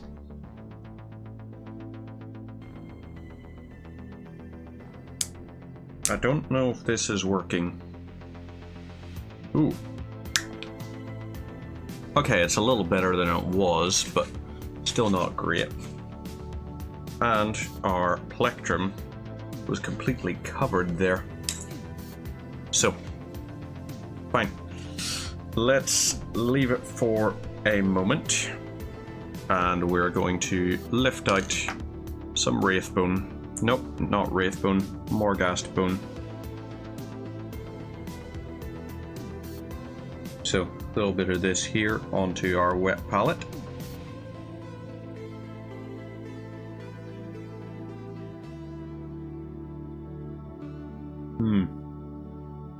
Drier than I'd like it to be. It's definitely drying out as a result of the seal which... Fudge! I don't want that to happen. That's not good if it does happen. So... yeah, we're gonna have to fix that before I finish up this evening. But for the meantime, more gas bone, and we're doing along these here horn segments.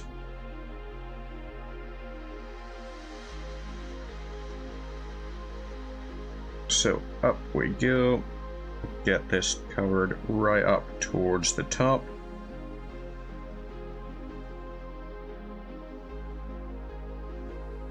And come on.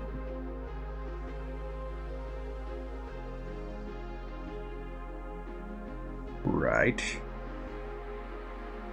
He has a little bit there that looks metallic, which we're gonna have to go over in our Retributor armor or something. Maybe we can go over it in silver after the fact, maybe.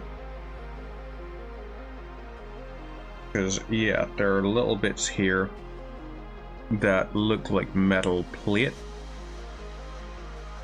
So, probably don't want to be painting them in bone colors. Although this here we're going for like a light wood kind of effect. That's our goal for these here bits. All the big spiky bits are going to be either bone or wood colored. So grab these and drag them up.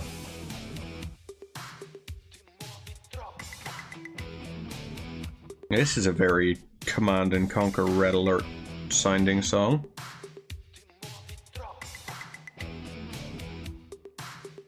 I could picture this being in like a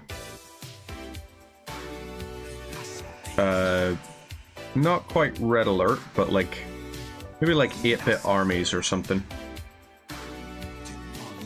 That could be where this would be a fitting song.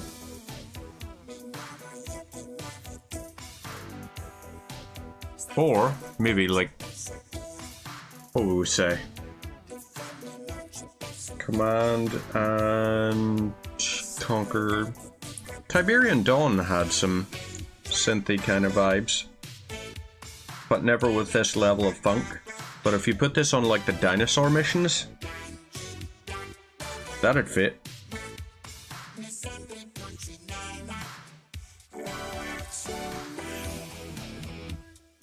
Right.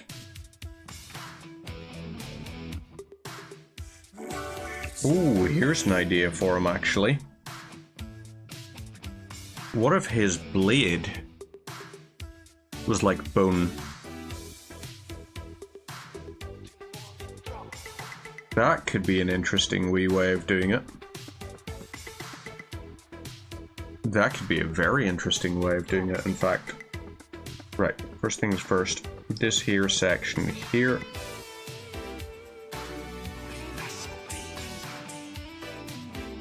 We want this to look like bones, etc.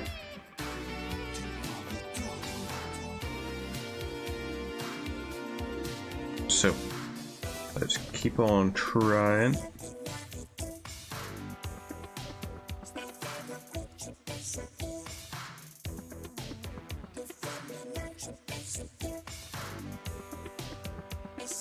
Right, there's on his shoulder some bones. His helmet we can do in green. No. Ooh, that's the other bit. These teeth.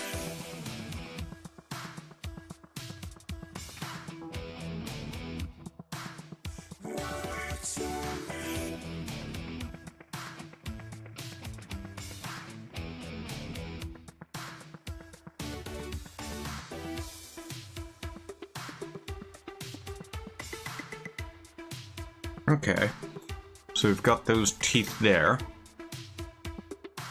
Now we have these ones down on his belly. Let's get these ones dealt with as well.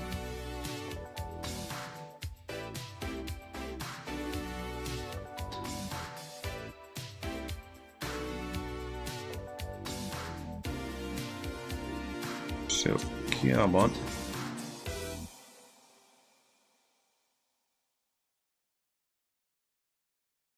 A little bit more onto the brush.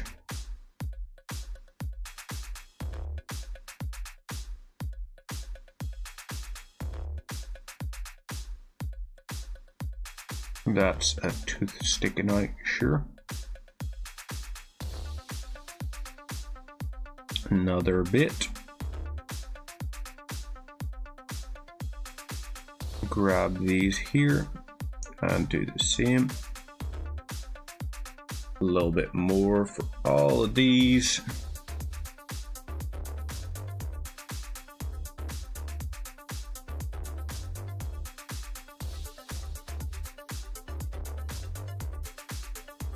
And lovely. Now, the other fleshy bits we don't need to worry about that much. Ooh, the skull on his backpack. Yes. Very important to do this in bone. And we want the eyes to be a very, very vibrant color. We want them to almost feel piercing. So there's our bone bit covered. The tongue we'll do in purple, and that'll be nice. Well, nice is not necessarily the correct word. Okay, a little bit more then. We were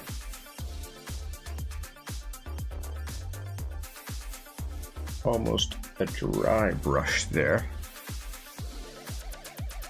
So let's try and get a good wet coating on this here.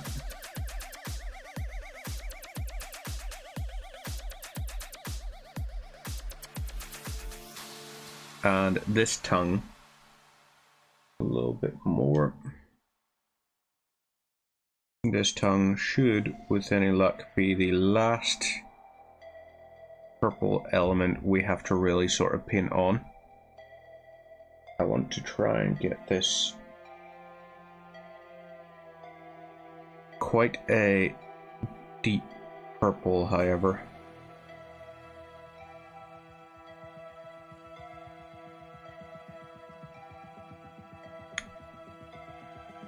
That works. Okay. Happy with that. No. We should look for the deeper green elements. The helmets on both of these guys we're going to go for instead of auric flesh, we're doing wag flesh.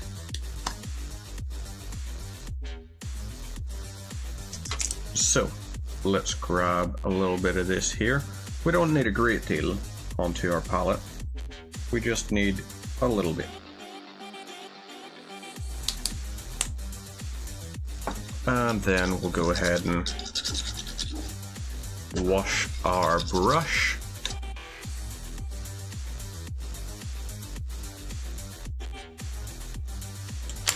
We'll do the same with this here.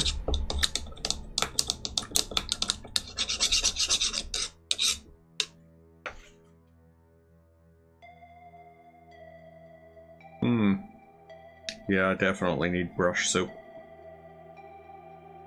Well, I might place the order tonight. So, we need wag flesh.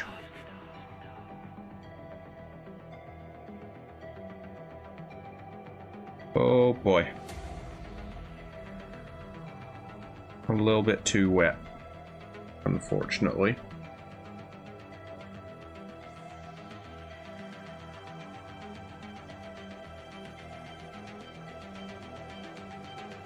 You can kind of see, yeah, how it's coming out is not how we want it to be coming out.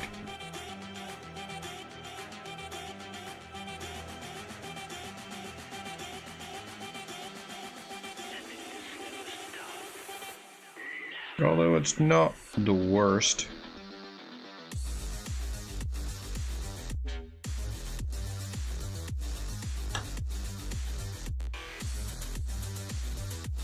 So we'll get these little bits done. It's actually... it's not that horrendous as it builds up.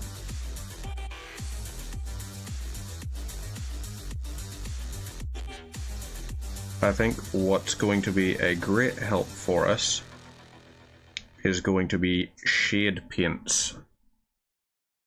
Definitely for this here guy, Nuln Oil. Definitely this guy needs Nuln Oil.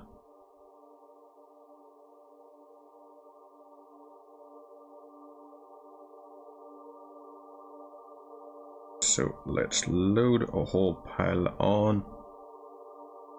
And okay. That helmet is a little bit of the way there. Not perfect, but not as bad as I thought it would be. However, we definitely need a lot more wag flesh than that.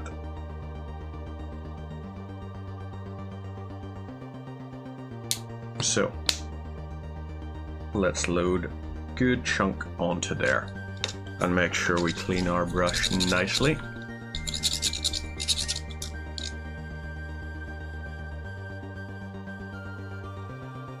So,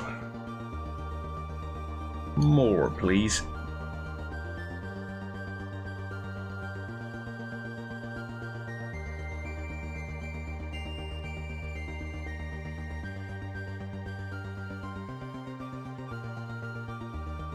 We're trying to avoid going a little bit too much onto some areas because we still, like, we're going to be washing over stuff quite liberally in some aspects.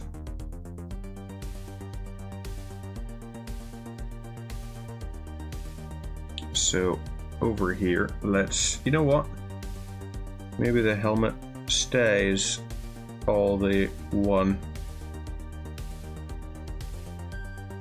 And we highlight out just the gold bits that come up. And the eyes. The eyes need highlighted as well, for obvious reasons. So there is his helmet done. Let's grab the other guy. And we're going to paint his helmet. So his is going to be multi-part.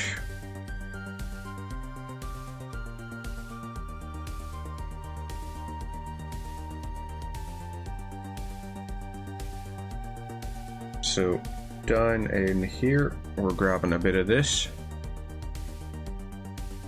And we were gonna run this here down for these bits, because on the left and the right side of the mohawk part of the helmet, I know it's not called a mohawk, but you know what I generally mean when I say the mohawk part of the helmet. These are going to be the darker greens.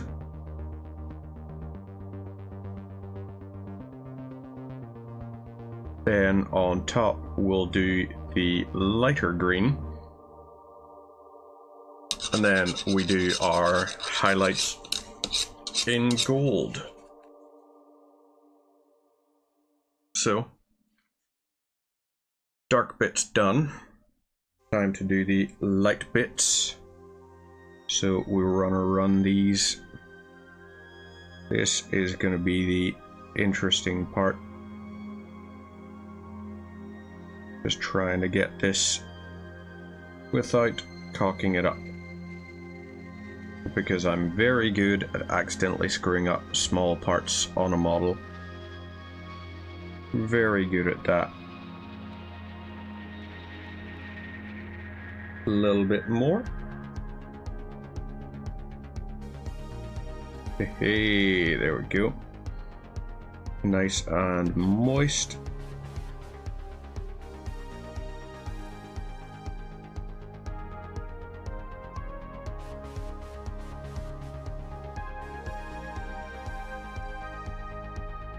Let's drag it down onto these here bits. We want like the left and right of his mask done as well, and the underside. Now these tubes, I have no idea what color we're going to do them in. But we are going to do them in something, and let's try and brush in on those bits. Okay, so we need to top up a little bit more of the dark and his... Ooh, here's an idea actually. We should try doing the lenses with like black with a fleck of white, or not even black. We're not going to go as deep as black for the lenses. We want them to be a darkish grey. Or we could maybe do a metallic-y sort of thing, is what I'm wondering. So, for that there, let's try just the tiniest little bit. Holy crap, this is very watery.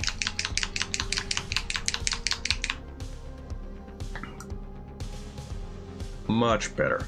Much better. So, teeniest little bit of Runefang steel. And we're gonna use these to paint the eyes on. A Runefang steel.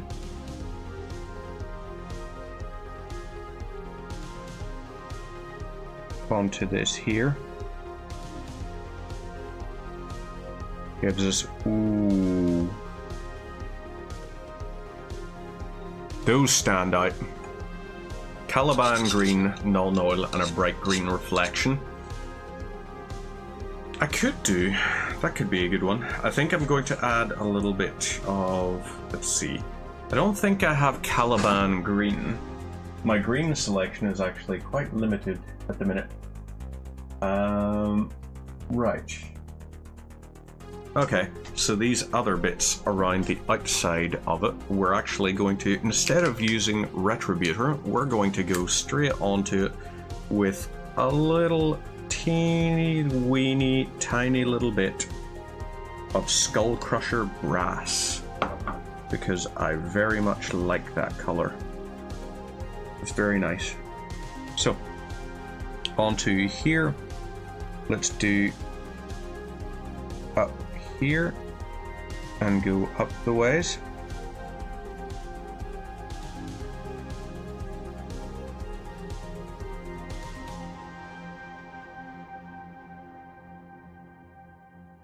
So here we go.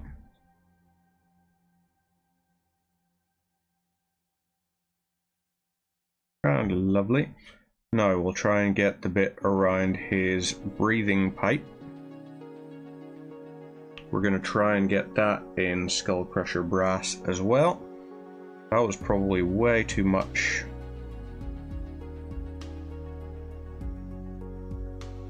Actually, not necessarily. Coming out alright. Here we go. Okay. So, he's got the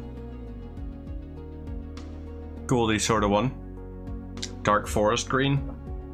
So I have Deathworld Forest and I have the Wagflesh one. Let's see, what should I do for the pipes? Maybe the pipes are going to be... Well, first off, let's do the vents from this guy's jump pack. I said we were going to do them in the bone color. So let's stick with that there idea. Almost as though these are a natural-ish growth coming out of his backpack. That's how I want these to be treated. So there we go, getting these bit by bit. And now a little bit more of this, and we'll do the same to the other side. So let's grab all these here. Ooh, we've got some nice crackling going on with some of this stuff.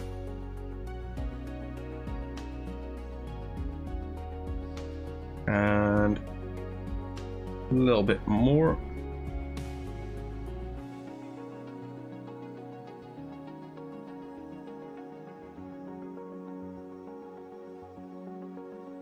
Right.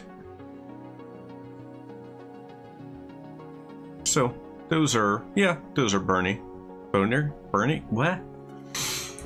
Red Nuln Oil, red Agrax, orange Reflection. That could be a good one. That might actually work for some of my Space Marine fellas that I'll do. These here guys though, let's see. So you've got the silver. I think definitely a little bit of sort of Nuln Oil around things will help a lot. Now, for this guy's, whatever you call this thing, we're gonna just do this here in green and run this down. So it'll take us a few coats to get there.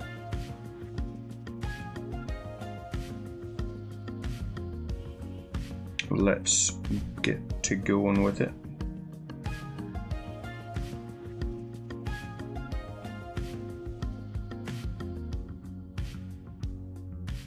No. Okay, I kind of like this dark green going along with things. Black glaze on that red recipe instead of a Nuln Oil. When you say glaze, I'm presuming you mean very heavily thinned down. Would it be? You're talking about like you would do a very, very thinned down one, so you're talking like really, really watery kind of vibes, would it be?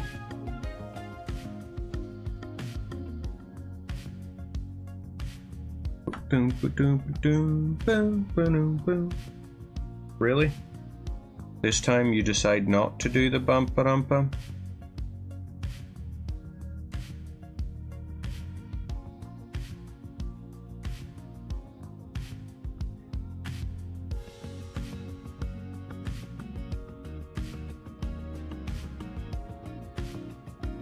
Right, okay. How does that look? It looks pretty nice, in fact, I think. Thinned and transparent. Right. I get you now. I get you. Right. What we're going to do is we're going to do the pipe section of his thing. And for that, sticking with what, you know what? We're going beyond just Corax White. And we're going to go on with a little bit of white scar.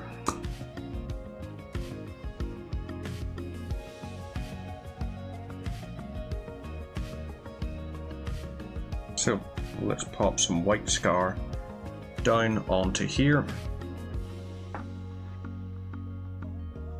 And this is going to be the start of our thing. And the reason why is I want this to look very, very, hopefully, glowing almost. So let's try and get these little side sections of the mouthpiece done as well.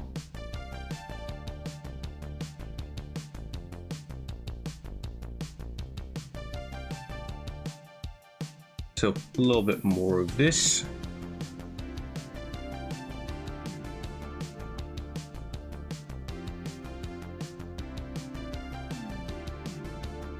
We can keep that bit in the darker sort of shade. That's fine. These bits down here, however, we definitely want to ensure you're nice and vibrant down to here. The ones coming from his backpack, let's make sure in here. So maybe the white tubes, and then as it comes out, it gets more sort of spread.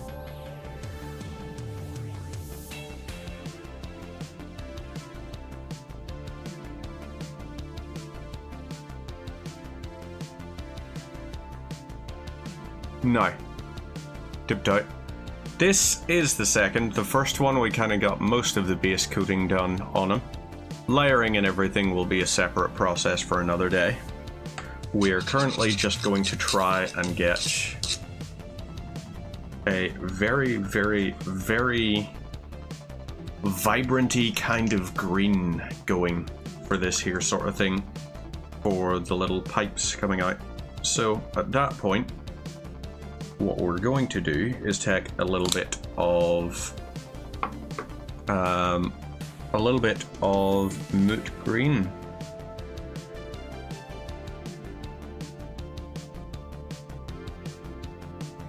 And just try and get this thinly running up the ways.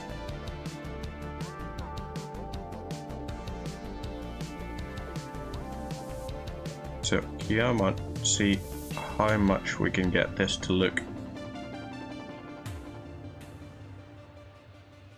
Ooh, yeah. Okay. Me likey this moot green, because it really does just look vibrant when you apply it really finely over the top of white scar.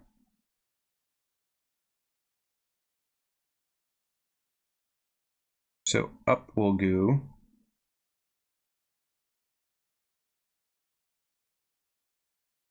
Come on. Do us a favor.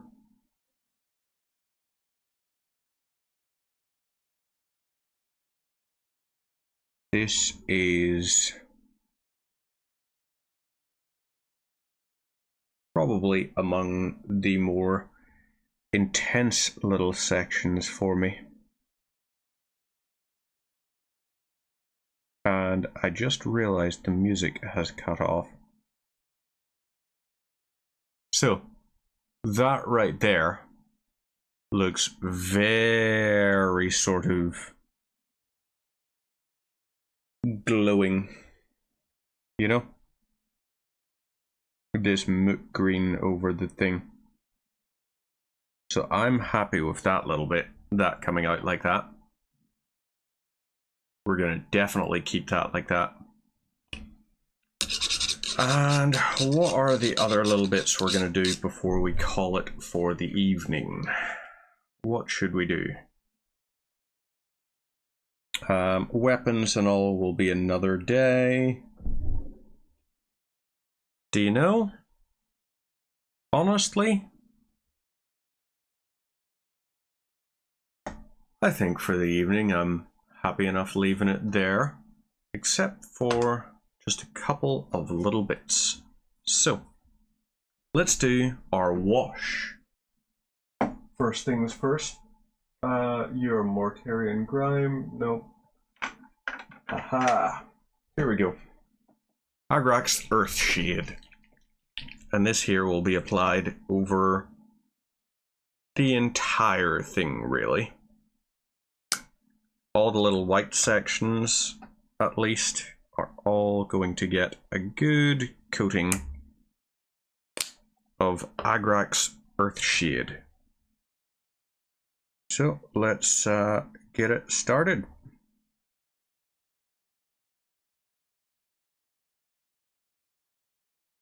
We'll just go ahead and wash over with all of this. And nice thinnish sorts of coatings, but enough that it will definitely uglify the white, make it discolored and really sort of ratty looking. So there's that bit done. We'll go over these here little sections down here. So a lot more is going to be required.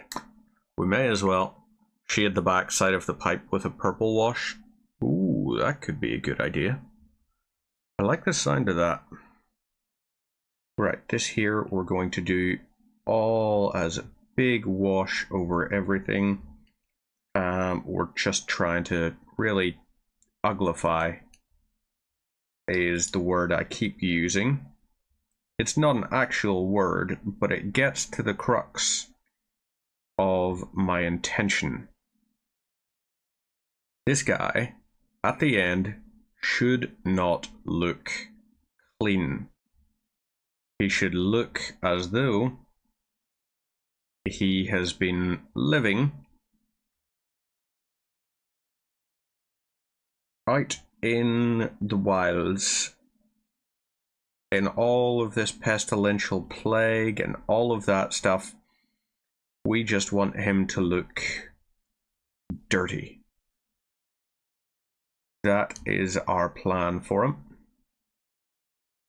And that is what we're doing.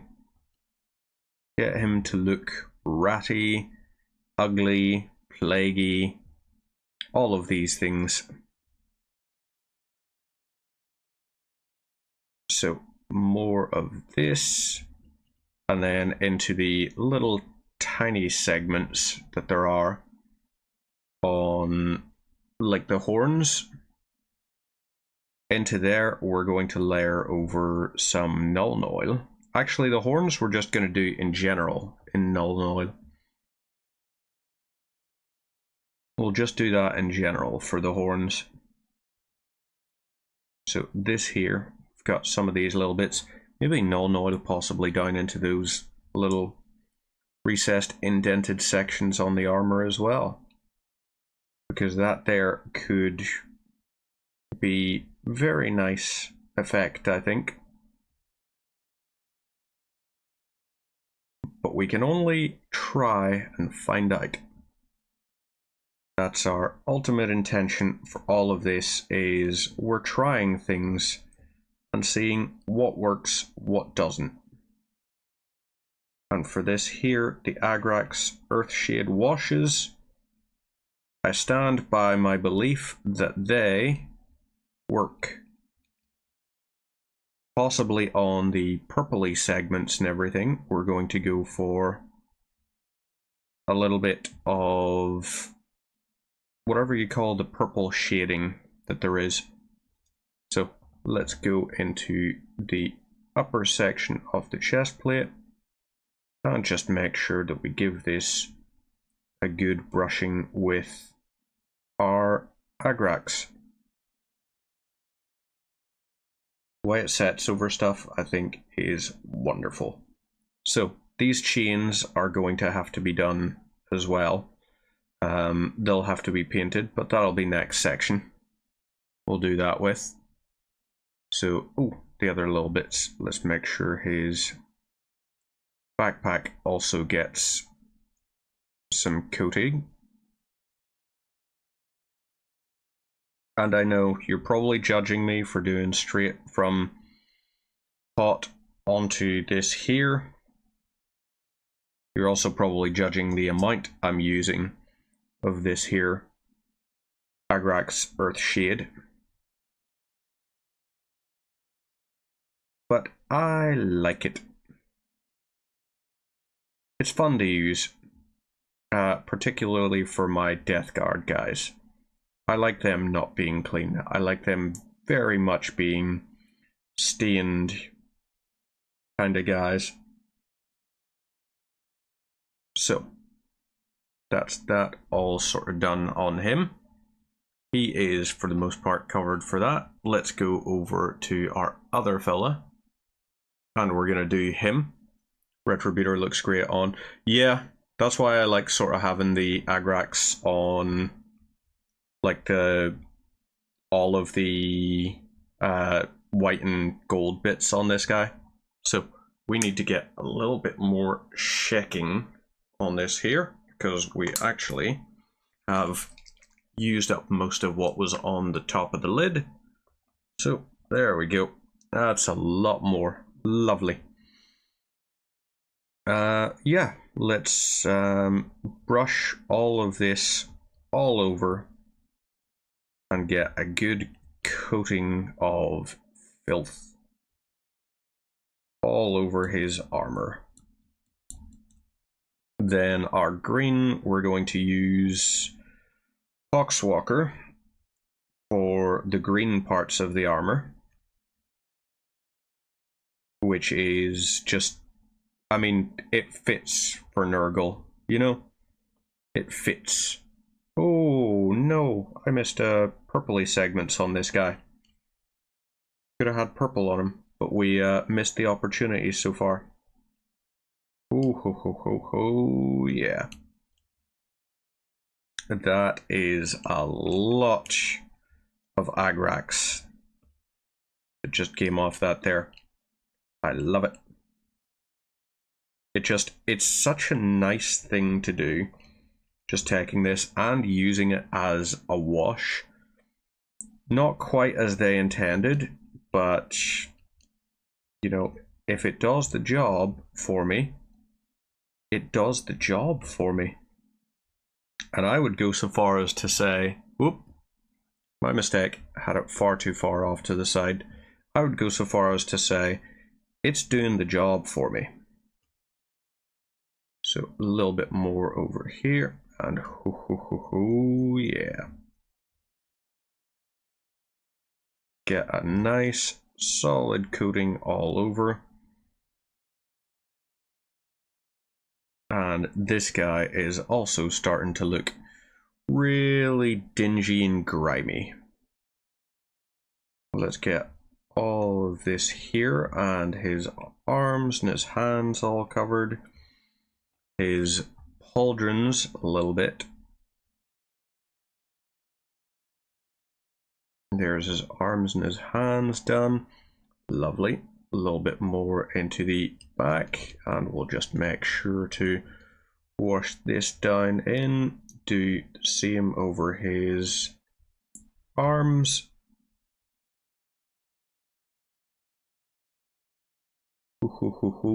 That's he's gonna have a very, very wet sort of arm there. That's a little bit too much almost onto that there plate. Makes it look a little too dark almost.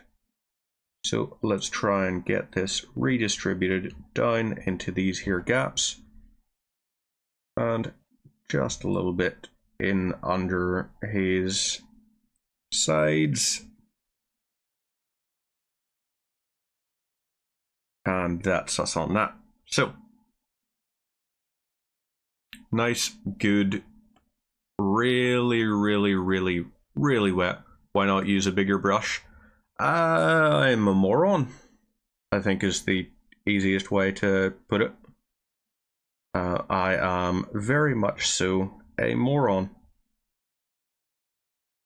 I kind of get just lost in a thing I'm doing and sometimes forget to be efficient with what I'm trying to do. Which is not ideal, for sure. So, oh ho ho ho. Good wash of the Agrax over the top of the bone color.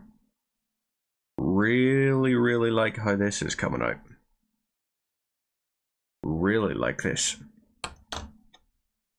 So, over the top of the bone color on this guy's vents, and there we go. Let's make sure all of this here is done, and there we go. I think he looks pretty alright. We've got the bits highlighted we wanted to highlight. I really love that really vibrant green. Moot green is so good. Like, I love using it for nearly everything that I want to have be vibrant. You know, if I want an acid pool, I'm going to use moot green. If I want X, Y, or Z, the odds are it's moot green that I'm going to use. So now we've got this one, we're moving across onto Poxwalker, and we're going to use Poxwalker for all of our green parts and wash over those. And we're doing the same thing as we did there. We want nice big amount of it onto each of these little segments. Everything that's green is getting Poxwalker over it. And then these little standout details, they are going to get more like paint onto them after the shading is all done. So there's that. Now, the shoulder plates. Ooh, hoo, hoo, hoo.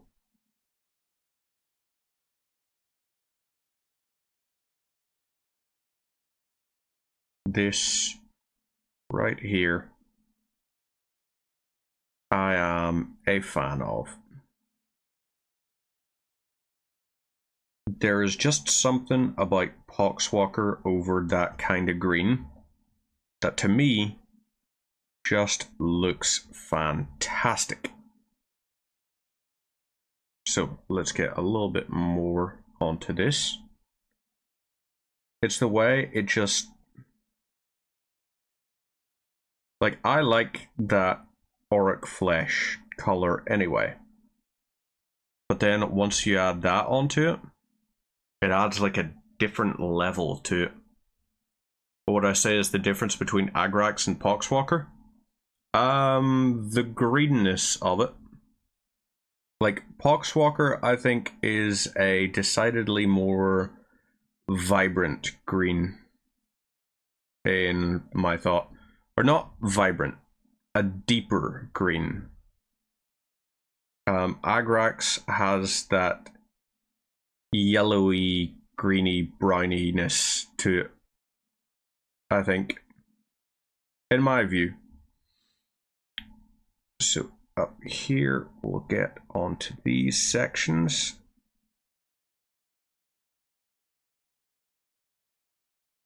Lovely. Ooh, that's right. In behind the thing is also green and in need of a little bit of greenifying. So yeah, I think the depth of the greenness probably would be the main thing, the main reason for me using them. I want less of a yellowy, browny sort of thing to it, and instead I want more of the green really sort of brought to the fore. And oh yes, that's the other little bit. This here, his belt thing. So let's get that there. A good wee wash. And let's see. Poxwalker's green, not a brown. Yeah, this here is Poxwalker. greeny sort of one. You like Biltan for the greens. Biltan I'll possibly use on like Moot Green or something. I like Poxwalker on top of this here. Just because I guess I've already sort of used it, and I liked how it came out on my other Death Guards. I liked how they had it done. So it was like, okay, I can work with that. Oh wait, yeah, crap, that was only one of the guys. I still need to do the other guy. Right, you can scooch to the side, and it's time for you to get your greens done.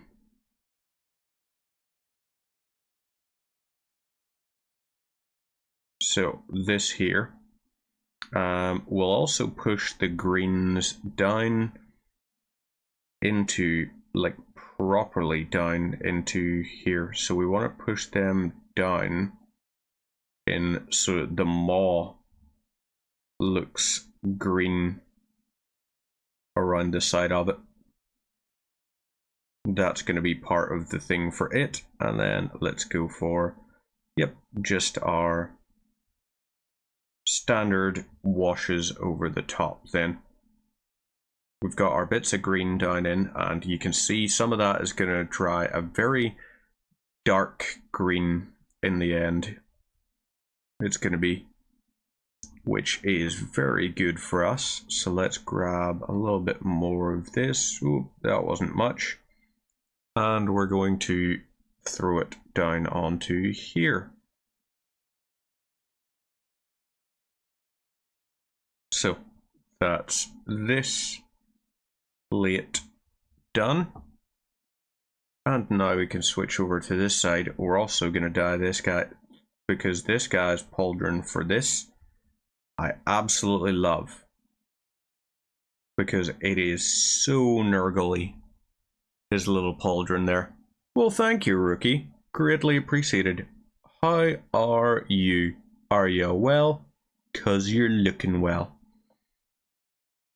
How has your Wednesday been treating you? You're catching us, rather, just as we're coming to the close. We're doing some of the last little details on this for the evening. Not the last little details on this model overall, because we picked two people here and we've been splitting our focus between the two, which has led to, we got a good bit done on both guys, and now we're just down to sort of the nitty-gritty details on some of the rest of it.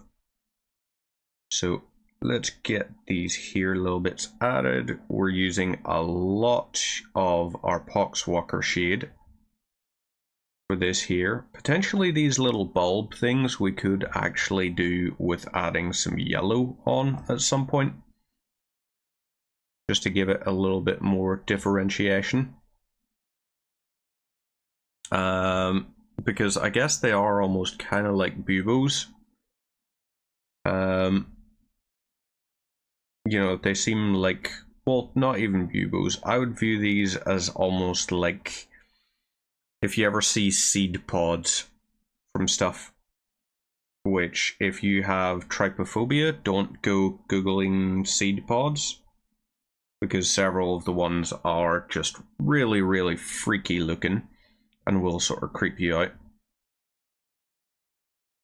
And right, that there, we're going to paint that in white after.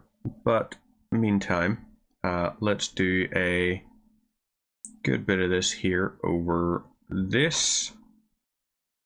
We want a lot of the green here, because this helmet we want to be a very deep green.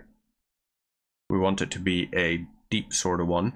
So let's also grab a chunk of this, and we're going to apply it around the maw on his helmet as well.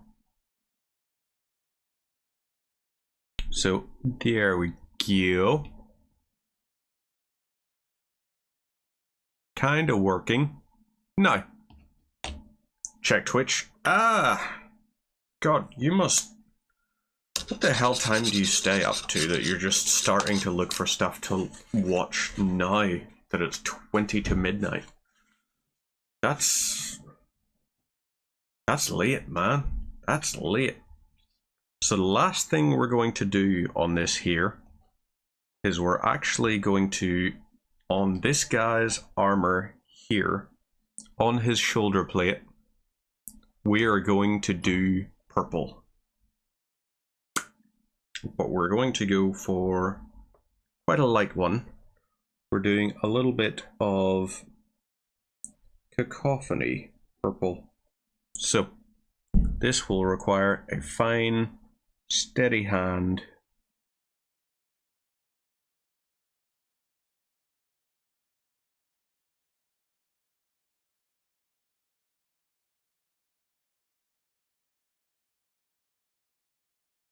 So come on.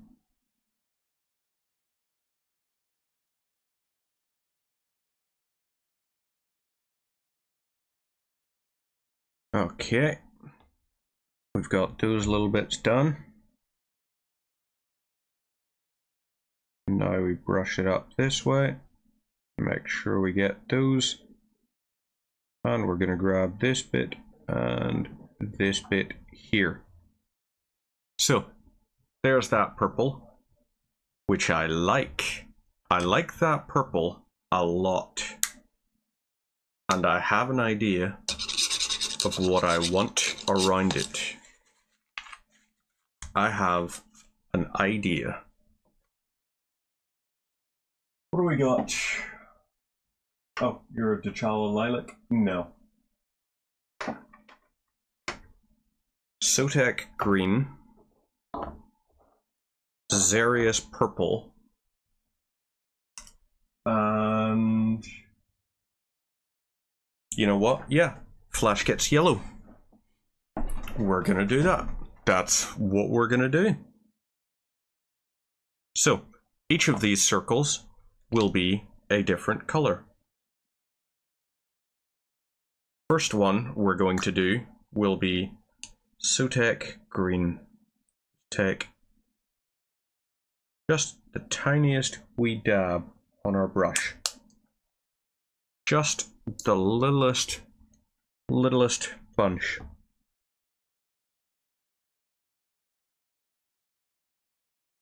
And we just paint this bottom circle in it.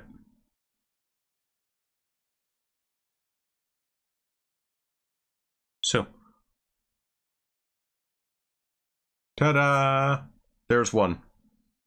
It kind of blends in a little. Okay, fine. The other ones won't. So you're at wind down time. I don't blame you on wind down time. It's important to have something like that. I usually, after I finish a stream, end up heading straight to bed. Well, not straight to bed. I brush my teeth first. And depending on the night, if it's a shower night, I shower as well.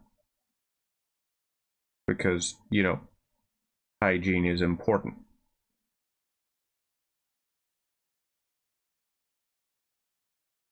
So there is one. Maybe it should be blue. Maybe we should be looking for a blue, like a Calgar blue, instead of Sotek Green. I think it should have been. So, this one, however, this is going to be quite a noticeable difference. Grab just a teeny tiny taste of this, pop that onto there, and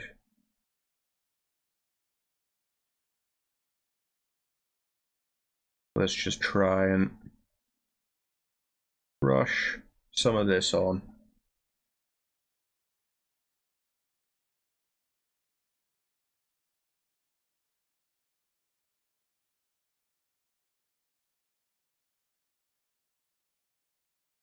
It's quite a fine little point we have to do. My bristles have separated a little, hence my my caution when doing these lines. So we have there green. Yeah, maybe we're gonna go for Calgar blue instead. Let's go for blue instead. I appreciate we're making his shoulder plate look like a bowl of Fruit Loops, but so be it. Or do we go for Lutheran blue? Calidor Sky? Nope, not you. There we are. Calgar. Yep. We're going for Calgar blue. Teeny little taste of this. And we'll small bit loaded onto the brush. Wipe it off onto our palette. And then we set this up here. Now, this will be, with any luck, wow, it doesn't even stand out that much. Maybe we should have been doing like a Geist Blaster green or something.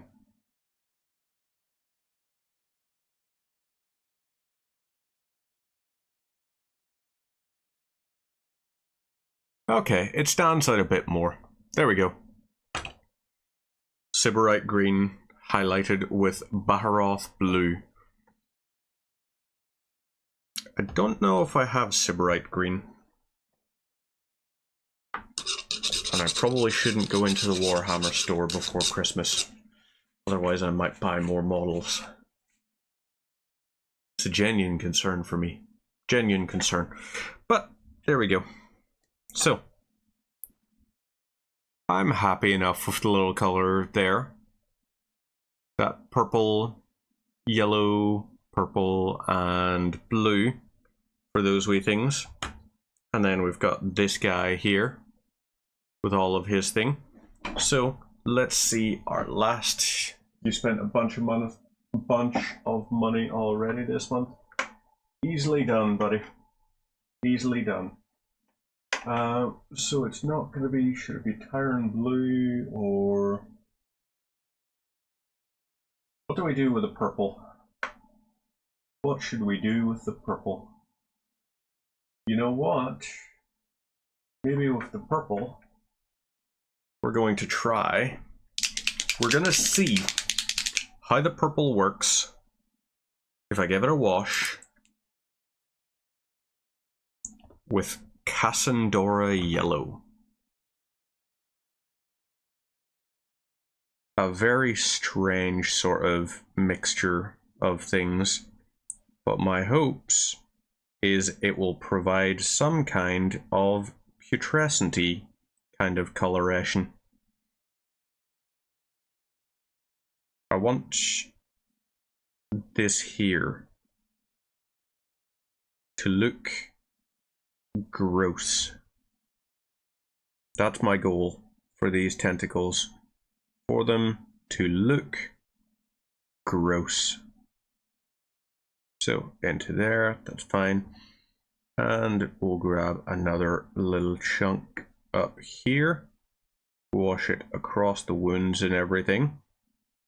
And I think it might just end up doing exactly that and looking gross. I don't know color theory enough to be able to sort of gauge things, but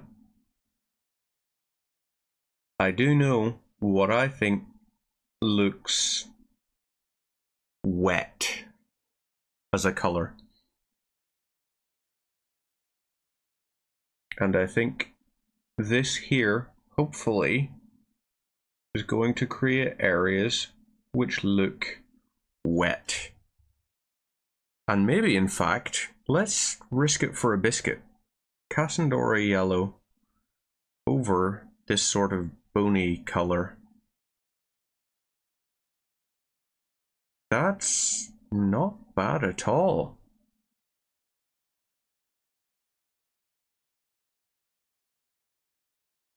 It looks not bad.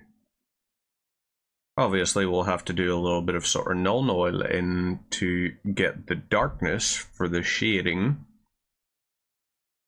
But I'm liking this. The combinations. It doesn't look as sort of darkened as some of the other little bits. It looks cool. So yeah. There we go. Cassandora Yellow over Morghast Bone is an idea for a sort of light antlery effect. Always good. You know me. You know me. It's just part of being able to sing things, you know. That low voice. That's how you get things to be that nice sort of moist looking paint. Just sing a little bit of sort of sun in the sky. You'll know how I feel. Got that low voice? You do have a low voice. And if I remember correctly, not only did you know how to sing, because I remember we used to do like Pistech barbershop things, which were surprisingly good for Pistechs, but also... Shit, where's my Nuln Oil? Where the fuck is my Nuln Oil? What? No, no, no, no, no, no, no. Has someone got my... Oh, thank God. Oh, thank God. I was so worried for a second there. I was like, did I leave my Nuln Oil at work? Because I'm pretty sure there are no paints left in the office. But I find it. I find it. Right, let's take a little bit of this here, Nuln Oil, and our whole thing is just going to be dipping it into the very obvious cracks.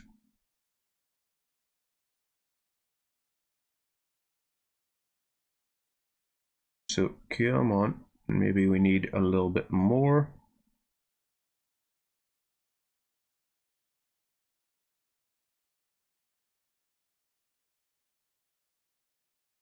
No, it's actually, yeah, it's coming out nicely enough. Let's get a little bit into there. It's giving a little bit of 3D to it, but it's not being wild. Whoa, that was too much.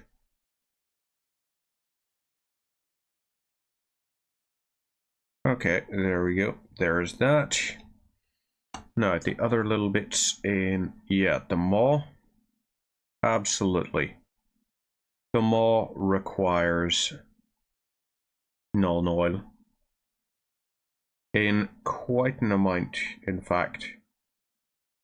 We're going to apply a good bit of it into the maw so it looks deep and recessed. And into the mouth here. We're going to definitely apply some, as well as into this little recess here. The black eye socket and everything. Oh, definitely inside here. And a little bit here, a little bit here. Down here, for sure. Tiny bit there. Just trying to really darken a few spots. No. Let's see. I also remember you did an incredibly good Scooby-Doo. And Shaggy. We're incredibly good at doing both of those. Which was disconcerting. Because I remember outside... Do you remember the way we had our main lectures? in the main building, but then there was that annex building down by the gates, and we had some of our lectures in there.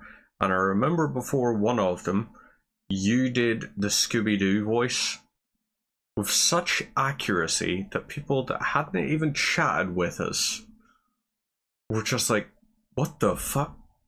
And you were just like, oh yeah, I can do a Scooby-Doo voice. And I was like, yes, you fucking can. I still occasionally whip out the Scooby-Doo in the office.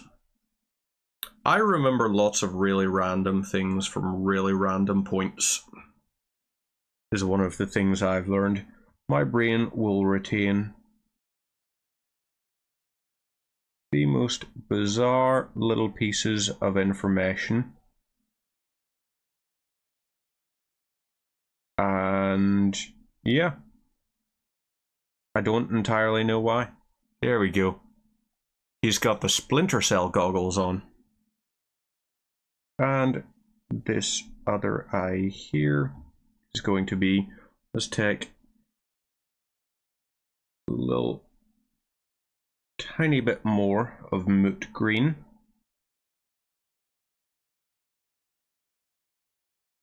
And we apply it onto that eye. And that should hopefully give us a nice little sort of differentiation of color. So that'll be that. And what else? I think that's us for the meantime. Oh wait, hang on. We almost forgot something.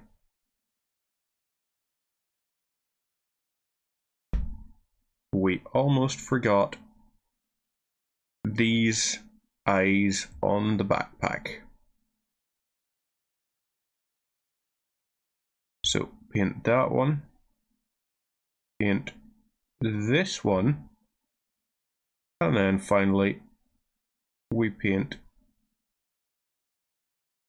this one. So there we go. See if you can actually properly, you can kind of tell it, you can kind of see it. And I'm happy enough with you can kind of see it. Kermit's a go-to. Alrighty! Hey there, Miss Piggy! Alright! Yay! Because you can make Kermit efficient. Like, Kermit can say all kinds of things. Hey, Miss Piggy! Do you want to try some crack cocaine? Yay! You know, that's Kermit. Sam Pfister. I misread that as Sam Fisher, and then I read it again and it was like Sam Pfister. That's terrifyingly good. Terrifyingly so. Right. Don't think you've gotten any new voices. I just always have the good old-fashioned go-to. Those that tasted the bite of his sword named him Doomslayer. But that's like sort of... Those that tasted the bite of his sword. You know, the closer you are, the more rumbly it feels. Cusco's poisoned. Poison for Cusco. Poison chosen especially to kill Cusco. Cusco's poison. That poison? There's a few of mine. I know what you mean. There's a few of mine that I used to be better at that I am no longer as good at, sadly. I can still occasionally do like Manorath.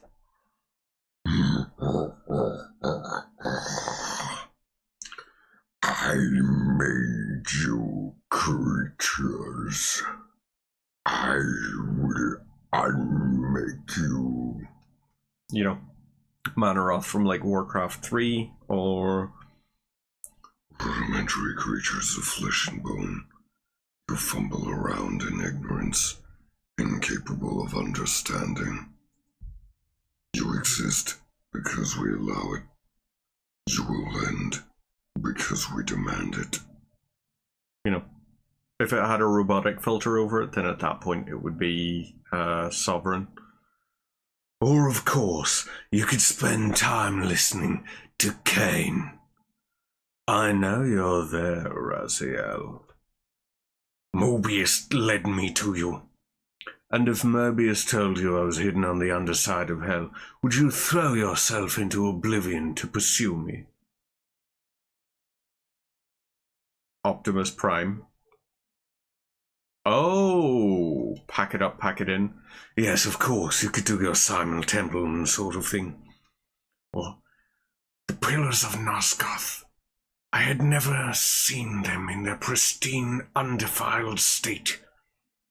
And yet there, stood at their very base, was the canker that was destined to destroy them.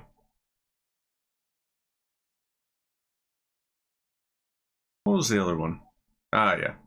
We've got to have money. Tony J, whose voice was very much rumbly. That sort of thing. Voice messaboids are fun. But either way, that is going to be us for the evening. Here are our guys that we've done for today. Good little bit of progress on them. From just plain white to these here. Little bits to do to them still, but we're getting there. So, on behalf of me, on behalf of Friendly Mick, what should we call him? Friendly Mick Huggin Stuff. No, Mr. Huggin Stuff. Mr. Huggin Stuff is going to be this tentacly boy. That's Mr. Huggin Stuff. And this guy here will be Captain Love Grenade. Because he's got a grenade there. And he seems like he loves you. So, take care of yourself in the meantime. I will be back on Friday, where we'll be playing a bit more Satisfactory. Because I love mathematics. I'm a nerd that way. Take care of yourselves. Have a great rest of your week. And if you're in the States, happy Thanksgiving tomorrow.